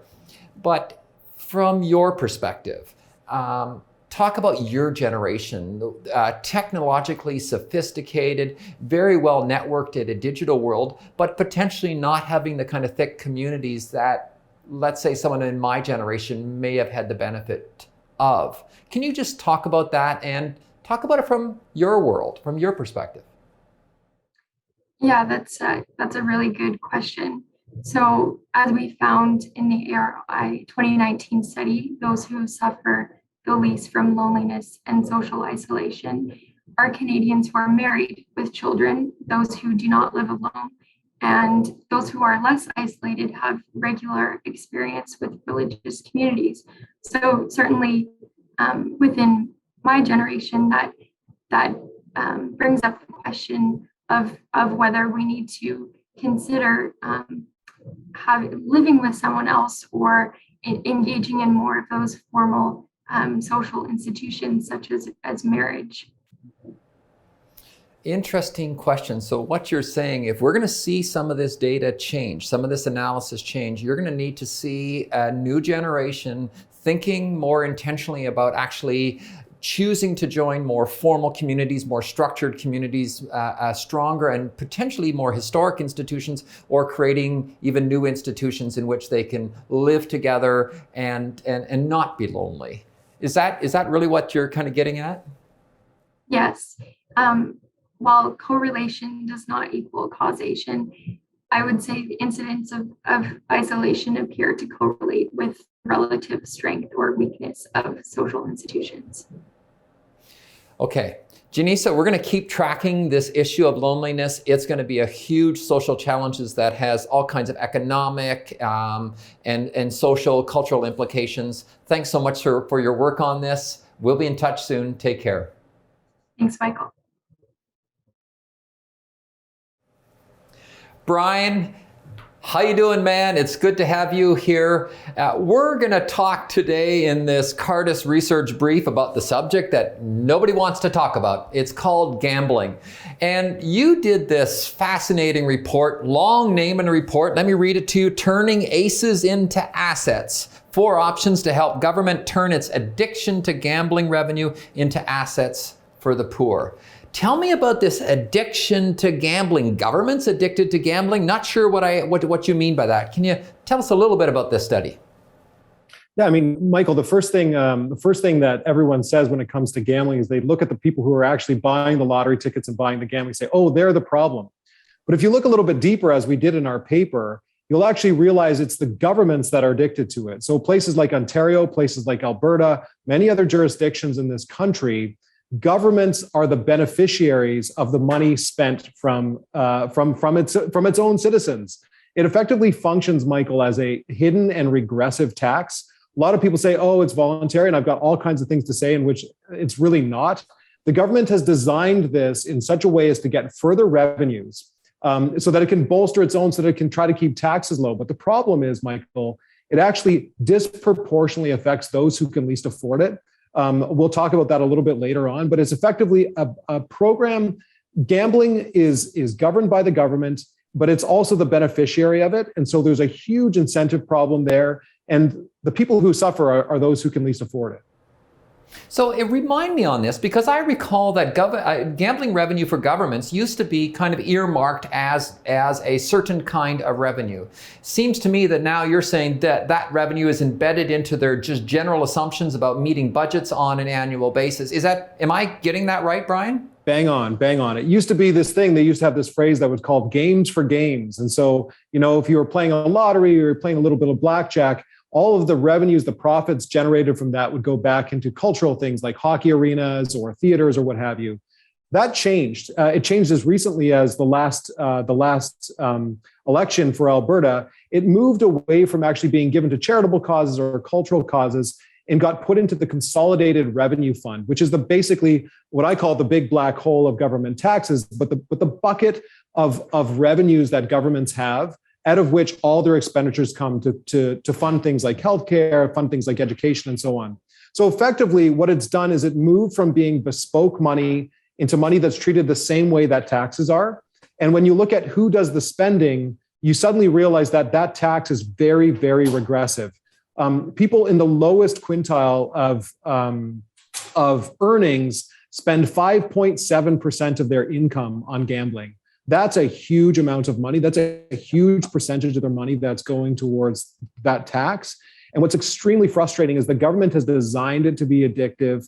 15 to 20% of the government revenues actually come from people with problem gambling issues. So it's an issue that nobody really wants to talk about. It's an issue that I think is ripe for discussion about what's an appropriate place for the government to earn revenue and how should it be doing things to actually help the poor and help them build assets rather than take it away. Oh, okay, let me build this tension for you here. On the one hand, we've got significant pressure on vulnerable parts of society regarding addictions, and we want to solve that issue. On the other hand, Michael Van Pelt is not looking for higher taxes. Which one do I buy out? I'd rather ignore the whole thing. Give me some hope on this. Well, yeah, I think that's it, right, Michael? People don't want to actually ask themselves the hard questions. But I think if you looked at it and you saw the addiction that is driving a lot of this revenue, you would say, look, we need to have a hard conversation about what a just level of taxes is. Look, it doesn't have to be higher taxes. There can be really looking at government expenditures. But what I think we can all agree on, whether we're on the right or whether we're on the left, is that we should not be taxing those who have the least amount of assets and the least amount of money at a rate that's disproportionate to their income. And that's exactly what's going on here. I think. Okay, Brian, you had a pretty creative idea on there. And I just give me 15 seconds on this kind of crazy prize link saving stuff. Top me off with that solution. Well, it's a brilliant solution and government should pick it up. So if anybody's listening here has got the ear of the government, pass them along. My email address is on the website. But what we want to say is this: instead of putting the revenue into the big black hole of the Consolidated Revenue Fund, what you should be doing is actually incentivizing savings, particularly for those with lower levels of assets. We know that people with lower incomes have hard time savings. And what we're saying is take that $2.4 billion that we see in a place like Ontario and actually use it to incentivize savings, match savings so that people are on the lower end of the income scale, can build their assets, build their wealth, and move up the economic ladder. Brian, thank you so much for this. Press on this issue, even though no one wants to talk about it. Guess who does? We want to talk about it because it's so important as a real tangible way to love our neighbor as ourselves. That's what Cardus does. Thank you so much. Thank you, Michael. I have one more research highlight to show you. Andrew Bennett published a world's first religious freedom in the Anglosphere timeline, and he discusses its import with Michael now. Following that, we'll have a brief break to refill our coffee cups and then dive into our final panel of the day. What is it going to take to exit COVID? Dr. Bennett, I'm just delighted that you're joining us for one of Cardus's research highlights. Let's just jump right into it. I am curious why you're so passionate about religious freedom. You have done this work internationally. It's been much of your professional career. You're doing this work domestically. And one thing that you've noted is it's so important for us to understand the evolution of religious freedom in the larger Anglosphere. Why was that so important? Why is it so important today? Thanks, Michael. Well, religious freedom really points to something so fundamental to each of us, and that's our human dignity. And for a long history, in the histories of the United Kingdom, the United States, and Canada, there has been in our constitutional framework, our constitutional documents, this recognition of religious freedom, that we must have the freedom to pursue what we believe most strongly. And this goes right back to Magna Carta. It's not just something that was invented by certain people maybe in the last 100 years. This has a very long pedigree. So give me some of the implications of this more broadly. Lots of people, they don't wake up in the morning concerned about religious freedom, but they are concerned about other freedoms, economic freedom, freedom of conscience, freedom of mobility, many other freedoms. Tie this relationship together and maybe even give it some historical context. I know the website kind of shows some of the story that develops here, but we know that these freedoms are linked. These freedoms are linked, especially the fundamental freedoms that we would see, for example, in Section 2 of the Charter of Rights and Freedoms. Freedom of religion has, I would say, a certain prominence, maybe even preeminence among those freedoms. And as the website shows us, as we walk our way through the constitutional and legal history of these three countries, the UK, the United States, and Canada, we see how we've done well in emphasizing the importance of religious freedom, the freedom to live out our most deeply held beliefs, not in simply our own private lives and in our inner life, but in the public squares of our countries. And this has been reflected upon time and time again. Sometimes we've done a good job of really defending religious freedom and promoting it through our constitutional frameworks. Sometimes we've not done so well. And so the website gives an interactive sort of history of how these three countries have addressed this most fundamental of our fundamental freedoms. Okay, let's take this home, domestically. Let's take it home domestically. Canada, it's a wonderful country to live. We have had the privilege of religious freedom and many other freedoms that have brought us prosperity and just a wonderful country to live in. However, we also have Bill 21. Bill 21, most people don't even want to think about it unless it lands up in an election like it did in the last previous federal election. Tell us about Bill 21 and what its possible future implications are for religious freedom in this country. You know, Michael, a friend of mine said to me a little while ago that religious freedom, like all our fundamental freedoms, are like beautiful orchids. Now, an orchid is a pretty robust plant, but you've got to care for it, otherwise it's going to die. And so we should not take for granted the freedoms that we have. And there are times when these freedoms can be challenged. And I think Bill 21, the secularism law in Quebec, is an excellent example of how these freedoms are being challenged. And it gets right down to the question of what constitutes reasonable limits on religious freedom. And our Constitution allows for freedoms to be limited in a way that is justifiable in a free and democratic society. Is Bill 21 a reasonable limit? I would say no. I think it violates people's ability to live fully their religious beliefs in the public square. We can also look, Michael, at what's been happening in the pandemic. We've seen limits being placed on public worship in different provinces. Different jurisdictions have adopted different types of limits. Are some of these reasonable? We could probably argue yes, in the light of the pandemic. Are others unreasonable? So, for example, the British Columbia government's decision to basically shut down places of worship for months on end, that's something we need to be concerned about. And my hope is that the Anglo-Speer project, this interactive historical timeline that we have on the website, shows people why religious freedom is so important and how we have really emphasized protection of it throughout our society. And even now, in the late 21st century, we have to continue to defend it. Let me push you on this, because in a way, you're betting on the idea that if we can illustrate, educate, and show Canadians and our people all over the world how important historically religious freedom has been to us, that can be your way to keeping it in the future. Is that argument going to actually work? Well, all of us, as we seek to live out our freedoms, Michael, have certain responsibilities. I think too often we sort of sit back and say, well, I've got these freedoms, thanks be to God, I live in a country that it's a free democracy. Well, sure, okay, that's fine, but you have responsibilities to live out those freedoms. And if you don't understand the nature of those freedoms and why they're so fundamental to a functioning pluralist democracy, then you're not going to be able to live them out as you should. And so I think that education is so crucial, especially for younger people in high school, university students, to say, look, you have these freedoms. These are hard fought for freedoms, and they have roots, deep roots, and we have to be able to live them out in a way that's robust. Dr. Bennett, thank you. Press on. This is really important work, and you are called to do so. Take care. Thanks, Michael.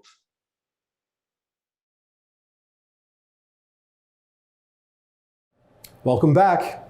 Let's go live to Ottawa now for our final panel of the morning on exiting COVID. Ladies and gentlemen, this is the last panel of the day. I think it's actually an interesting panel. It's a good panel. This is the first sort of big event that we've done since the pandemic has hit. And clearly there's spacing. We've got masks. Everyone had to show vaccines even to get into the gala last night. Ontario has said that all restrictions are going to be lifted in March. I'm not holding my breath, but I hope that this is the case. But there's bigger questions behind what is actually going to happen after that. It's not just a matter of those being released. So we have a panel up here, Michael Van Pelt, and you'll do the introductions. But this is our last panel. Let's dig in and keep digging into your lunch while you're at it. Thank you very much. Again, welcome, folks. This working hard stuff is killing me, you know. Thank you so much. I want to introduce the panel on this exit COVID conversation. And if anyone was paying attention real closely, there's a fundamental shift in the conversation than what we had in June, and it's a question mark. So in June we came, you might remember, I'll talk about this a little bit, we came with exit COVID, no question mark. Now we've got exit COVID with that silly question mark at the end, and we'll get a little bit into that. Let me first introduce the panel. I'm delighted Dr. Lisa Richmond is with us. She heads up our research here at Cardus. And then Geoff Cowper. Geoff Cowper is the chair of our board of directors, and he's a partner with Faskins. He heads up their litigation practice across the country. And then with us online is Dr. Robert Joustra. He's the associate professor of politics and international studies at Redeemer University. So Rob, we're going to jump straight into you. Cardus released a paper in June of 2021. The paper was called This Exit COVID Post-Pandemic Guideposts. And you were largely the pen and a lot of the research and consultation mechanism to be able to get that paper written. Could you just give us a little summary of that paper? But I really want you to essentially hit on that kind of what I thought was really powerful conclusion about just really the nature of life and how we saw the nature of life. But quickly, executive summary on the paper itself and a concentration on that last, I think, powerful theme that came out of that paper. Well, thank you, Michael, and thank you, everyone. It's lovely to be here. I'm only sorry that I can't be there in person. I also am an alumni of Cardus. In fact, I caught some of the remarks earlier this morning, and I think I heard Ray reflecting on people packing his parachute, and I must say it brought back some memories for me. So it's wonderful to be here and to join you all again. Yeah, this was a wonderful project to work with Cardus on. And we have this paper, Exit COVID, which you can find in the device of your choice, and you'll see our thoughts in greater depth. But let me kind of summarize, sort of pull in some of the main features. The question that we were asking was sort of premised on the fact that any time that anyone, any society, any system experiences an enormous crisis, that crisis will reveal. You know, some of us will know the kind of religious language of yesteryear where we talk about an apocalypse as literally a revelation. It tells us things about ourselves. And so our question coming into this paper, Exit COVID, now with a question mark, was what did it tell us about ourselves? What did we learn? So we've gone through this crisis, you know, you have innumerable experiences as a result of it. What have we learned along the way? And we split this into two parts. And in the first part, we kind of interrogated a set of really sort of key terms, key ideas that underwent some type of either transformation or, as we said, actually an acceleration of trends that already existed. And these were questions around value, around trust, around science and its meaning, around risk, justice and technocracy, and of course, about government itself. And then, of course, we went through in the second part, sector by sector, places like education and family and healthcare and labor and economics and so on, and asked, okay, how have these sectors in particular survived the stress test, and what are the changes that have happened? Our overall assessment, though, was that this crisis revealed our hierarchy of values. In some ways, every society, every person, every organization has values, and it has them in a hierarchy. I mean, this is a basic presumption for those of us that are reading people like St. Augustine, but even also of sort of more sort of secular social science and psychology, that we have this kind of hierarchy of needs. And what we found was that many of the things we said that we profess that we believe in, yes, they sort of came through in the pandemic. You know, we said that, you know, we believe in things like fairness, and we believe in things like transparency and peace, order, and good government. But our question was, what was the order of those things? And our conclusion when we looked at the stress test was that ultimately the thing that has tethered us together, the thing that we were, the thing that the trump card, as it were, of values, the thing at the top of the hierarchy, was a kind of health, security, and prosperity. That these were the things that ended up. And it's not that the other values had disappeared, but it is that when we were pressed, when we were put under a crisis, what we found is that this was where we had landed in terms of in terms of the value that most sort of, that was most obviously the kind of decision maker, the maker in questions around Canadian public policy, society, and culture. And this is the question we were left with: Is this enough? Is this enough to tether us together? This idea of kind of health security and prosperity for most versus, life and liberty for all. And how do those values compare? And do we like how we're exiting this crisis? That was the question we were left with, and those were some of our conclusions from June. Rob, if I just want to let me just accentuate that question a little bit more before I move to another theme that was underlying that whole paper. Compare with me in a little bit more of a direct way this kind of preoccupation with security, with health, compared to that larger vision that you suggest or question animates a whole country or not. Questions around freedom, questions around human agency, question around a bigger vision for what our country should look like, rather than the more individualistic concern about, what, I need to be healthy and I need to be secure, and I'll make a lot of sacrifices for that to happen. Yeah, ultimately, I think, Michael, what we're driving at here is what are the existential questions that animate Canada, right? What are the things that, we're not only willing to sacrifice for, on an individual basis for something that's greater than ourselves, but also, what are we willing to live and what are we willing to die for? One of the conclusions we came to is that,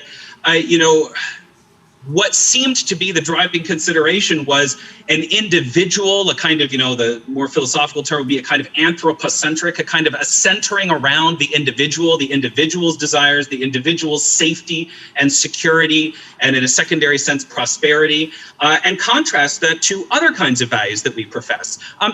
Anytime you have a political community, they write down their values. I mean, we call them charters, we call them constitutions, and then we litigate, we get into big debates about which ones should take priority over which ones and in which particular cases. Right. And I think what we see in this crisis is we had a great big public litigation, and what we decided was those were the values that ended up being ascendant. Interesting. Geoff, I want to pick up a theme that you have been observing, and you and I have had this conversation so many times now. Underlying in that paper was the whole question about the place of the sacred. What happened in COVID that changed the nature of our understanding, or our public understanding of the nature of the sacred? I'd love to hear you on that. Well, I don't think it changed it. I think it revealed it. I think we as a culture have become tone deaf to a call of the sacred. And I think it's an additional step in our cultural journey from regarding religion as primarily private and primarily personal, which we've all coupled with. But what I found in COVID was when the majority of society is looking at people's choices that were made by them as a sense of faith and a sense of the sacred, responding to the sacred, the majority culture couldn't cope with the fact that that might have a higher value than contract bridge. And I'll make it real in the sense that I was involved in conversations about small Orthodox Jewish congregations, take it out of our own faith tradition for a bit, wanting together with minions, which require only 10 men, to do things like say Kaddish for those who have passed before. And their point was, because of synagogue architecture, 10 of us can get together and we can be 50 meters apart and still fulfill our response to God's call on us to perform these religious duties. And their answer was, well, that's fine. That's there are people who like to play bridge together too. And we're not going to treat your request any differently than any other social architecture for any other social event in people's lives. And the thing that I thought was most striking about that was how, in general, many of the people in our culture no longer actually understand what it is like to be under the call of the sacred, to be responding to a sacred obligation or a sacred duty, or to be celebrating something that's sacred. And so it's, I think, our challenge. I think we've contributed to it. I'd say there's two ways in which we've contributed to it, in part by not being edgy. I remember as a childhood in southern Alberta, used to say, hide the cards, the Baptists are coming, right? You couldn't have playing cards because if they were out, your friends couldn't come back, right? They'd have to say to their parents, oh, the Cowpers had playing cards, and that was the end of the visits from the Baptists. I have no idea what you're talking about, Geoff. So in a generational shift, we've made our own religious calls and expressions more friendly to the general culture, but we've also actually lost a bit of the vocabulary, so people don't understand what we say. So, Geoff, do you place this in the larger trajectory of cultural trends, or do you see this as simply accelerated by COVID? And into the future, we know that the human person is fundamentally built and designed and created with a spiritual and a sense of the sacred. Will this get renewed as time moves on? Is this COVID just this fearfulness and anxiety that makes us think about our own kind of immediate interests? Are we seeing a long-term shift in a public understanding or even acceptance of the sacred? Well, I think the battle is on, because I think many religious communities believed that they were disrespected, misunderstood, not listened to in relation to the working out of public health orders. I think that, and it's not just the Christian tradition, and it's not just small congregations. I think many people felt that they were not evidence-based changes. Coming back to my example of a minion, the reality was you could go and have a restaurant meal with 60 other people in a space that's 1/10 the size of a synagogue, but you couldn't go and say Kaddish for your father, right? And so that's taken very personally, and the key thing about it, I think, is that the reaction of, in many circumstances, the public authorities was not evidence-based. It was not only tone deaf, it wasn't actually working its way out through the facts. And so I think ultimately it's up to us to be able to, I think, remember that lesson. And I don't think it's by any means undecided. And I'll come back to a comment this morning. Immigrant communities many immigrant communities in British Columbia had no idea what we were talking about. Like, what do you mean we're not able to go to Gurdwara, et cetera, et cetera? And so many of the allies in trying to actually educate majority around people's relationship to the sacred in the broadest sense, I think, can be found in broader circles than we think. That's interesting. I'm going to press you on that a bit more. Is this just a cleavage in society? Let me be a little bit cynical. The secular elites kind of in one space and the rest of the world, whether they're immigrants, whether they're rural communities, experiencing this actually quite differently? Well, there's a deeper water there in that I think many people have been surprised by the absence of a religious impulse in response to the COVID. And I think that would have, we haven't had a lot of articles in any context saying that what this has taught me. Ian Shugart was very moving. What did he learn from the prospect of death? It's amazing how rare that has been in our public discussion during COVID, that despite us being obsessed on a daily basis with the progress of this potentially fatal disease, there was very little discussion about the existential values that religious communities concern themselves with. So I think we should recognize that. And it's also, I think, ultimately, if you believe in human beings responding to the sacred, which is true, been true by the way, for 50,000 years, I don't think it's going to change overnight. And I think it's actually part of our real identity. But we have to recognize where we are in the cultural moment and to participate and activate that conversation in a way that we clearly were not successful with before. Lisa, I want you to jump in on just some of the research dynamics. So number one, I'll illustrate this by a conversation that I had with a leading public servant in this country, and we were just having breakfast together, and he said, Michael, I think this is the first time we've seen a major crisis in which the church wasn't there first. The government was. I found that an interesting conversation, and from a research point of view, is that can you verify that? Is that an exaggeration? Secondly, pick up on some of the other research areas that we had in the paper. We looked at some of the shifts in education. We looked at some of the shifts in childcare. Can you jump into that and just give us a bit of a sense from your research perch? Sure. I think I'll handle the second question first. So I can think of a number of areas where definitely there's been a fresh attention or a shift that we need to look at. One is in education. suddenly a whole lot of young children, students were at home, and parents needed to figure out how, if they were fortunate enough to still have their jobs, to how to do their jobs, as well as how to care for their children. They were home from childcare as well, if they had been in.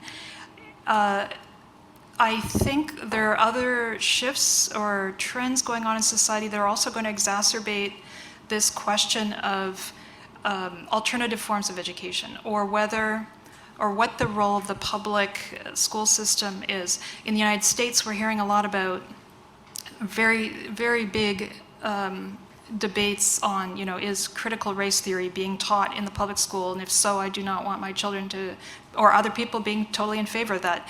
I think that a number of these trends I'm interested to find out how many families that previously would not have thought about independent schools for their children or homeschooling are now already made the decision to do that, or are looking in new ways about that, and then trying to figure out whether they can afford it and so on.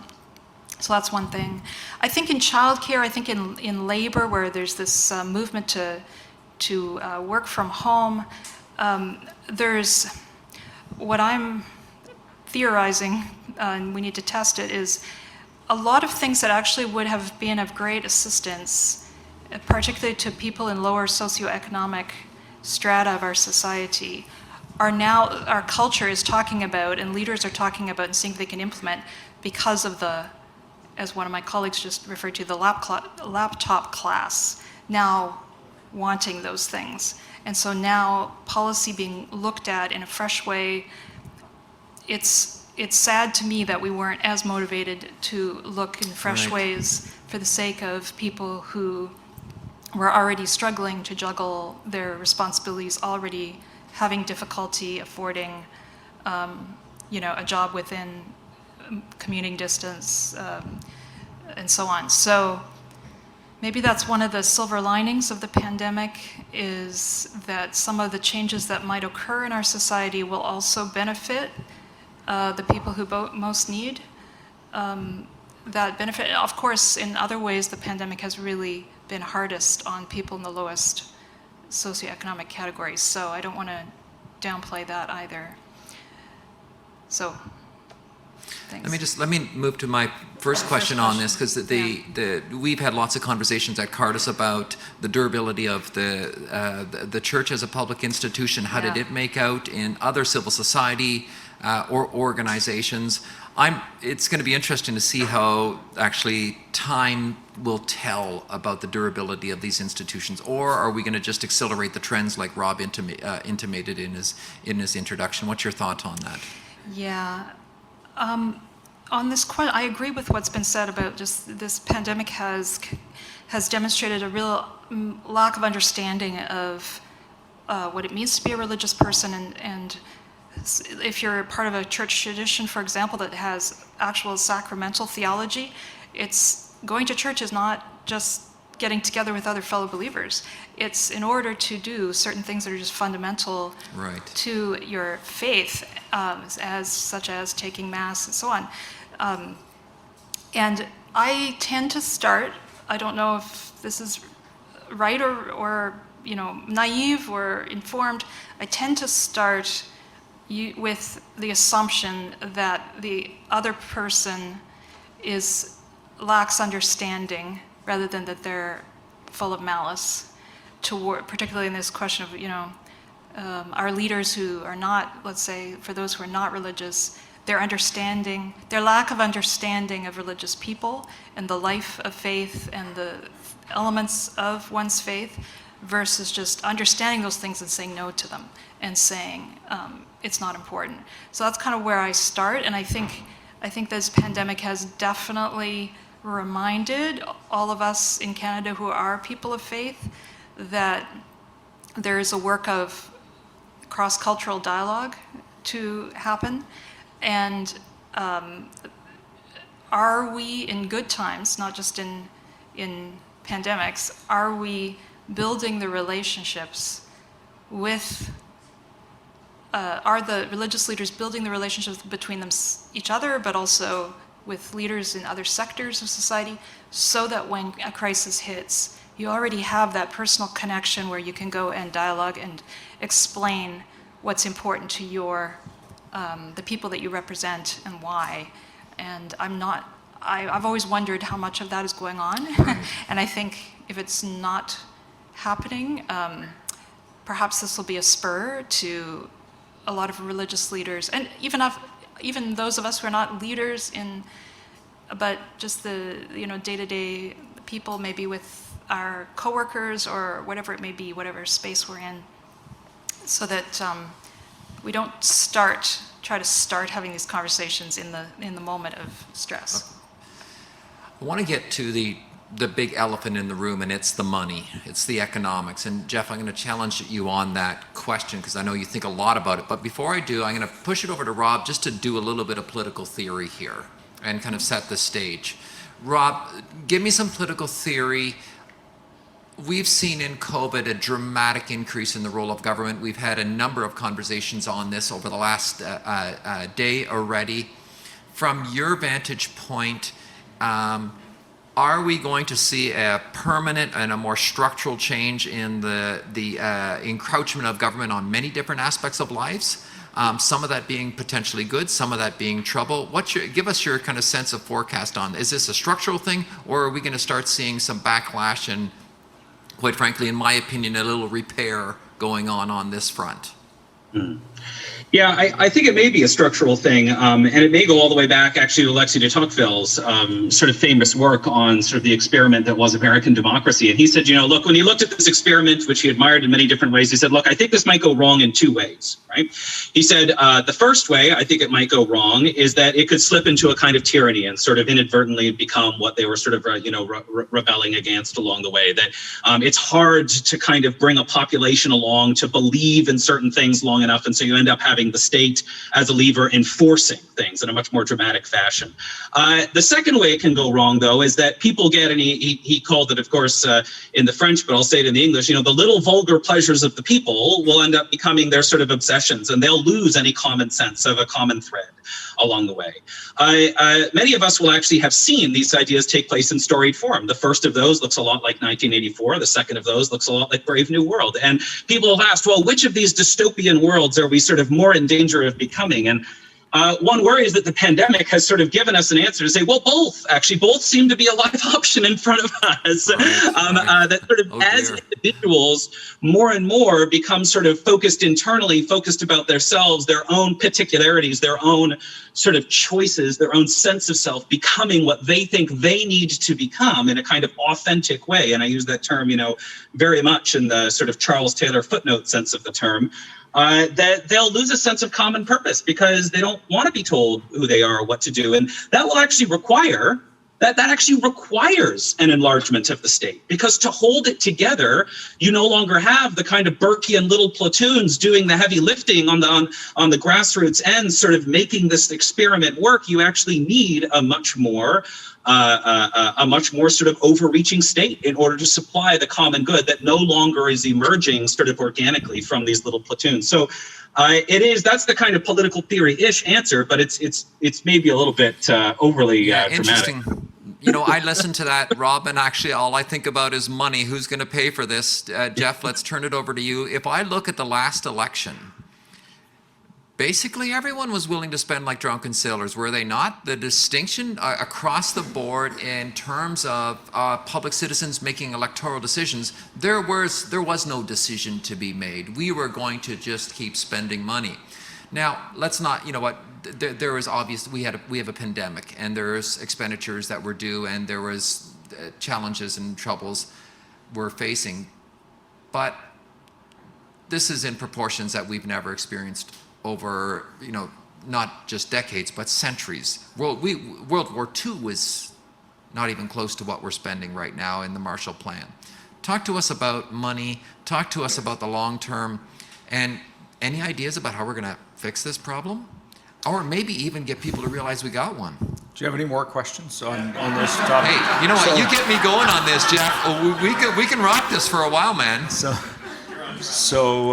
as my favorite philosopher, Yogi Berra, said. It's difficult to predict things, especially about things in the future. So, but let me say what I think we know, and that is we actually can define with 100% certainty that we're on an economic threshold that we haven't been for a very, very long time. So we know what we've borrowed to do what Speer said this morning was hugely popular, which was to send checks to pretty much everybody in the country. And so we know what that has cost, and we know what that is. So then the threshold is there's really two paths ahead. And I sort of put it, if Stephanie Kelton and her theorists are right, the party will never end because we don't have to worry about deficits, we don't have to worry about repaying it, and the current economic boom that we've enjoyed for 40 years will continue indefinitely. And it'll just work itself out. That's sort of a less interesting future. I do think it's, as best as I can tell, a bit of an exercise in magical thinking. I take it from Larry Summers, who's almost a neo-Keynesian economist, who was speaking about this, and at the end he said, I want it to be true, I wish it were true, but it's always ended ugly. So if he thinks that, then I think my betting would be more that the future is going to be more interesting than that. And so I think essentially the question is how our governments and our culture are going to respond to what Sean said was arithmetic. If arithmetic is real in the issue of public finance, then how are we going to handle it? And there's really two paths. One is we are really mature and recognize that for a generation, we're going to have to be a high tax and restrained spending country and culture, because this is a pan-northern problem, maybe an international problem. And that will then manage where interest rates don't go up too high and inflation doesn't go too high and the economy burbles along as it has. That's, I think, the most benign future. And that's really an effect of how good are our institutions at recognizing and acting and marshaling political support for the measures to do that, if that has to be done. And as of even yesterday, the Globe and Mail said the central banks will step in as soon as they see a problem. Well, if that's predictive, then we're going to see changes happening pretty quickly on the central bank front. The other alternative, and I think Robert would have much to say about this, which is more schooled than I am, which is if, as usually happened, we hit stormy seas and we have a problem marshalling political consensus around this, and we go back to the days when interest rates are rising and our national debt becomes unaffordable and we can't raise taxes because no one's going to pay them, and we have expectations of government that are out of scale, and we have impacts on our economy and economic productivity which are real. What are the social and cultural effects of that? Because I think they've always been very, very severe in the past, and I expect them to be dramatic in the future. Let's take a little kind of So 10 years from now, I think we will be writing the story of the economic consequences of COVID and not the healthcare consequences of COVID. That's right. my view. That's interesting, because that introduces a whole moral dynamic to the conversation. To what point can we credibly construct a social contract that allows us to obligate such significant expenses long beyond generations that are able to pay for it? So normally it would be a reasonable argument to say we can commit to certain levels of debt that we know within a number of business cycles so we have thus social contracted to be able to take care of that debt over a credible period of time. We're now, as you've articulated, saying we've gone way beyond that, which raises a whole kind of moral question. Lisa, Rob, I'm not sure anyone really cares about that. Like, I'm sure you've got the political dynamic of this that says, you know what, we need to get electoral kind of success. But even among a public, are we going to see increasing hesitancy on this file that says this is a moral question, or I'm just scared for the future because they're going to get taxed like crazy? But let me frame it, Michael, from there too, because the premise of my point is that the last election is clear. We were massively happy with spending well beyond our means indefinitely. I think that, let's just be honest, nobody was unhappy. The reason the Conservatives campaigned as they did, they must have privately polled and thought, if we show up and say we have to put the brakes on now, we have to actually start planning to pay off the debt we've done, we're going to get not elected dog catcher, right? And so that their conduct is a product of our wishes. That's the virtue of democracy, is we get what we ask for most often. So the issue is, as I say, if it all works out fine, we're going to prove that our popular view was correct. The issue really is we've already decided to borrow that money. It's already borrowed. So the question is just, does the arithmetic matter? And if so, what are the consequences for our culture for doing that? Because that's the scenario I think we're likely in. Lisa, do you want in on this? No. Let's go to Rob. Economics is one thing I'm really a beginner at. I probably can't contribute much. Yeah, you're underselling yourself on those kind of moral questions. They do exist in economies. Rob, jump in on this one. Look, good. Okay, great. I was going to say, I was just about jumping out of my chair here. Look, I'm no economist either, but that's never stopped me from sharing my views anyway. I do teach political economy, though, and I've got to say, I really think there's no other kind. To Geoff's points, which I think are really putting their finger on something fundamental, and it's not just economic, right? Because you've got to sort of connect some of what Geoff was just telling us about in terms of the expansion of the money supply, the ability of governments, both in the monetary and in the fiscal, to do things at a scale that previously would have been unimaginable, right? David Koyzis famously calls the late stage of liberalism the choice enhancement state. There's always been a limit on what the state can do because there's a material limit on what it can borrow, right? But Stephanie Kelton and this very important, very interesting new book on the deficit myth, which has been doing all of the rounds in polite society, makes the argument that actually Geoff is exactly wrong in his concerns about borrowing, right? We mustn't listen to him. In fact, if we did, this would set us on a very bad trajectory because we now have the ability in a post-1971 economy, right, to borrow in a creative way that the economy actually serves the interests of the people and is able to rectify historic inequalities that free markets on their own were not able to do. So this is part of the argument. And what I think that is not just an economic transformation. I mean, Geoff is absolutely correct on this. That we're going to have a big fight about, do deficits really matter in the public square, and is this the kind of issue that we should be thinking about in elections? But that's also a major cultural and political transformation because it completely changes the structural scale of what the state is capable of. Right? It used to be, well, of course, the government can't do, or the state can't be responsible for this, and so needed to be this reliance. No matter how atrophied the kind of little platoon communities might have been, they needed to partner with these other areas. But what we saw, I think, in the pandemic, and we beta tested it in 2007, 2008, was that actually maybe the state doesn't need a lot of partners in this. Maybe the state can be the only game in town. And it can grow itself to the point that it's able to, that it is, in fact, able to reset society. It's able to change it. It's able to make sort of wholesale, fundamental social transformation.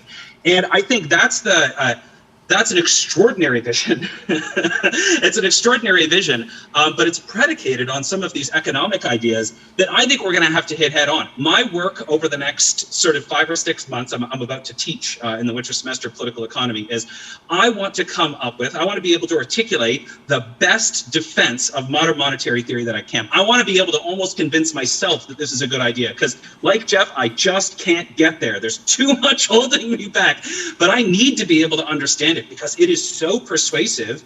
And I think we're now in a setting where it is going to have enormous collateral, cultural, and political consequences, and not just in unpaid bills, but in transformation. Okay, can I give the answer Robert should have given? Okay, because he's a cultural theorist, and I think a cultural theorist would say we know a lot about what happens because under extreme economic circumstances where you hit the stormy waters, you have defeated expectations. Defeated expectations lead to one of two things. They lead to revolutions which overturn institutions. Weimar Republic was overcome because of a defeat of expectations of a return to a peacetime economy. The Tsar fell because of defeated expectations of rising incomes in Russia. So you know that the time for revolutions is ripest when you encounter economic circumstances which cause the institutions to come into question, and the institutions can't control the forces in society that arise. The other thing that happens is that people respond very often. Jonathan Haidt makes this point, that liberals only pay attention, as in his analysis, to equality and fairness on the moral square until they become stressed. And then all of a sudden, in-group loyalty and other factors which are morally important to conservatives become much more front of mind and top of mind. So I think we can tell on this is Robert's answer, by the way. He was meant to give this. I think it's very compelling. I think Robert would say you can see that from history and cultural change, economic stresses will lead to one of the others. So institutions have to contain the reaction to those kind of times, and then at the ground level, people will be responding, and in a democracy, demanding changes that are resonate with values which they may not have felt important in more peaceful times. So when everybody's sending you a check, you don't have to actually do anything other than save, which is what Canadians have done. We've had this huge personal savings. We're still the kind of people who you send a check. We don't have a party, although it's hard to have a party, but we put it in the bank. Okay, we're running out of time on this. I'm going to give each of you 2 questions to answer as we close this. Number 1, if you had to kind of like line it up, what's the most fundamental change that we're going to see 5 years coming out of COVID? And number 2, let me make an argument. Through all of this, whether it's economic, whether it's social, whether it's the life of anxiety that we've been living over 2 years, there's something in me that says this is changing the nature of who we are and how we think about ourselves. The human person is fundamentally changing about who we are and how we relate to others and how we relate to even God. 2 questions. Lisa, you first, Rob, and then Geoff, you can finish up. One long-term, so COVID didn't start this, but I think it brought it to everyone's awareness in a fresh way, which is, what information can I trust? So I was just talking to a colleague a couple days ago. We were trying to remember, so those of us who are a bit older said, when I was growing up, there were 2 channels on TV. And of course, there wasn't an internet and so on. So now we know we have this proliferation, but also we've got people adhering to different voices who may or may not be experts in the traditional sense. And the COVID thing has brought this to our attention because we all needed to decide whether to get vaccinated, and we all were affected in our daily lives as to what we were or were not permitted to do, and we wanted to know why. What is the underlying evidence or reasons for that? And so everyone got on the internet and tried to find answers.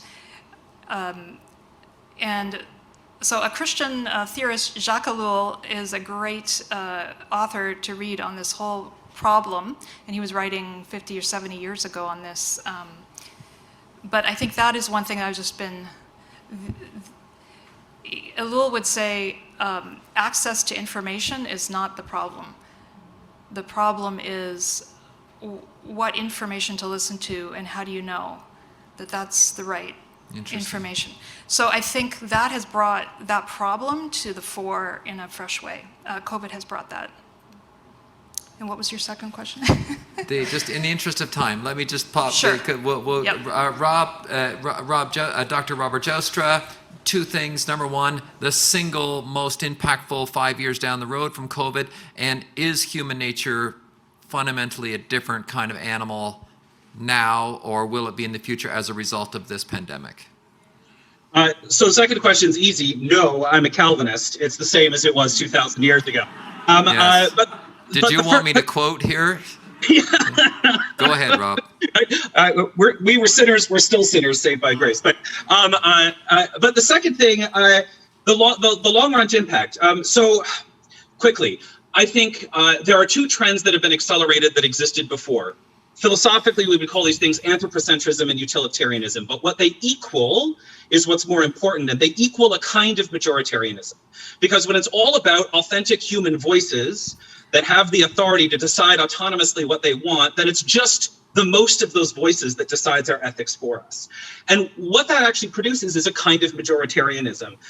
And I don't think that's just a Canadian trend. This is a trend that we're actually seeing sort of map across the globe. In fact, to connect this to some of Geoff's earlier comments about the kind of loss of the sacred, there is a loss of the sacred, but there's also, as the Jewish scholar Jonathan Fox argues at the University of Bar-Ilan, an increasing competition between the secular and the religious, right? Both are actually ascendant. There's increasing competition between these trends, and that competition is creating really unique and interesting forms of friction.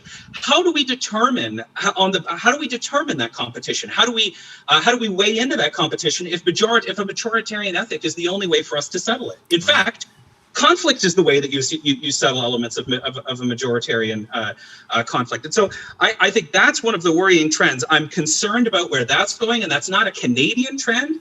That's a Canadian trend, an American trend, a Chinese trend, an Indian trend, a Russian trend. We see this moving in markers around the globe, and I don't think it's uniquely ours, but it's definitely going to be our problem.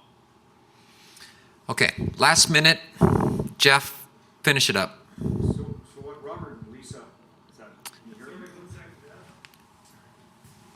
can you hear me now? Yeah, what Robert and Lisa should have said, I'm going to give their answer, is I think 5 years from now we're going to see the profound globalization of our community. I think that is ongoing, is not going to stop. It's going to accelerate. How it's going to work its way out, but that the connections that we have with our fellow human beings are not going to become less accessible. They're going to be more accessible. They're going to be more accessible for those of us who care for others, as well as those who are fearful of others. And it is going to be the dominant influence on world history, I think, over the next 5 years. And that was the question. That was the answer they should have given. I don't think I have a second answer except to say Jacques Ellul's book on money. You said, "Where's the money?" is a book most people don't often refer him to, and is a great read. It's not quite a Dick Francis detective novel, but it's well worth it. Lisa, Robert, Geoff, this is such a complex area, and you need wisdom and forecasting ability on so many different fronts. Thanks for having the courage to actually sit up here and share your opinions with everyone. In some ways, I'm imagining everyone's entering into this conversation in really different ways, and I appreciate the contribution that you've made to that. Lots of work for Cardus here in terms of understanding what COVID will do for, and will challenge us into the future, and we're pretty committed to researching that space. Thank you very much. Yep.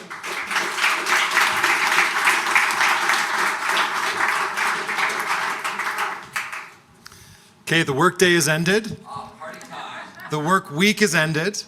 It's time to party. So we've got an excursion is leaving at 1:30. So I know that I heard some great stuff about the walks, the Nature Museum, or not the Nature Museum, the History Museum, Museum of the Art Gallery and other places. Those are going to be leaving again at 1:30. So if you're on those, you're planning to do those, please join the cruise ship crew downstairs in the H&R block. That's where they're going to be leaving. It's 1:30. I think it's close to 1 o'clock now. It is 1 o'clock now. So in half an hour, meet down there. It's sunny out. The rain is gone. It's a beautiful day. Take a walk around Ottawa. Encourage you to go to Majors Hill Park or anywhere around there. It's a beautiful, beautiful spot. Tonight at 8 o'clock, we want you to come back here. We're going to have cake. There's going to be wine. There's going to be beer. There's going to be dinner as well. But at 8 o'clock, we want people to be here for the ping pong. There's going to be cake, ping pong. It's going to be just pure fun tonight. You're not going to have to listen to Michael anymore. I really hope you're not going to have to listen to me anymore. It's just an opportunity to listen to one another. We're hoping to give you a little feel for the Cardus lunchroom, which is actually where the best conversations happen. So join us again here tonight at 8 o'clock. Wine, beer, food, drink, fellowship. Fun and games. There's a little bit of Cardus trivia. We can see how well you know us after 20 years. There will be some prizes. So we'd love to see you all here. Enjoy the afternoon, enjoy the city, enjoy the space. Thanks very much.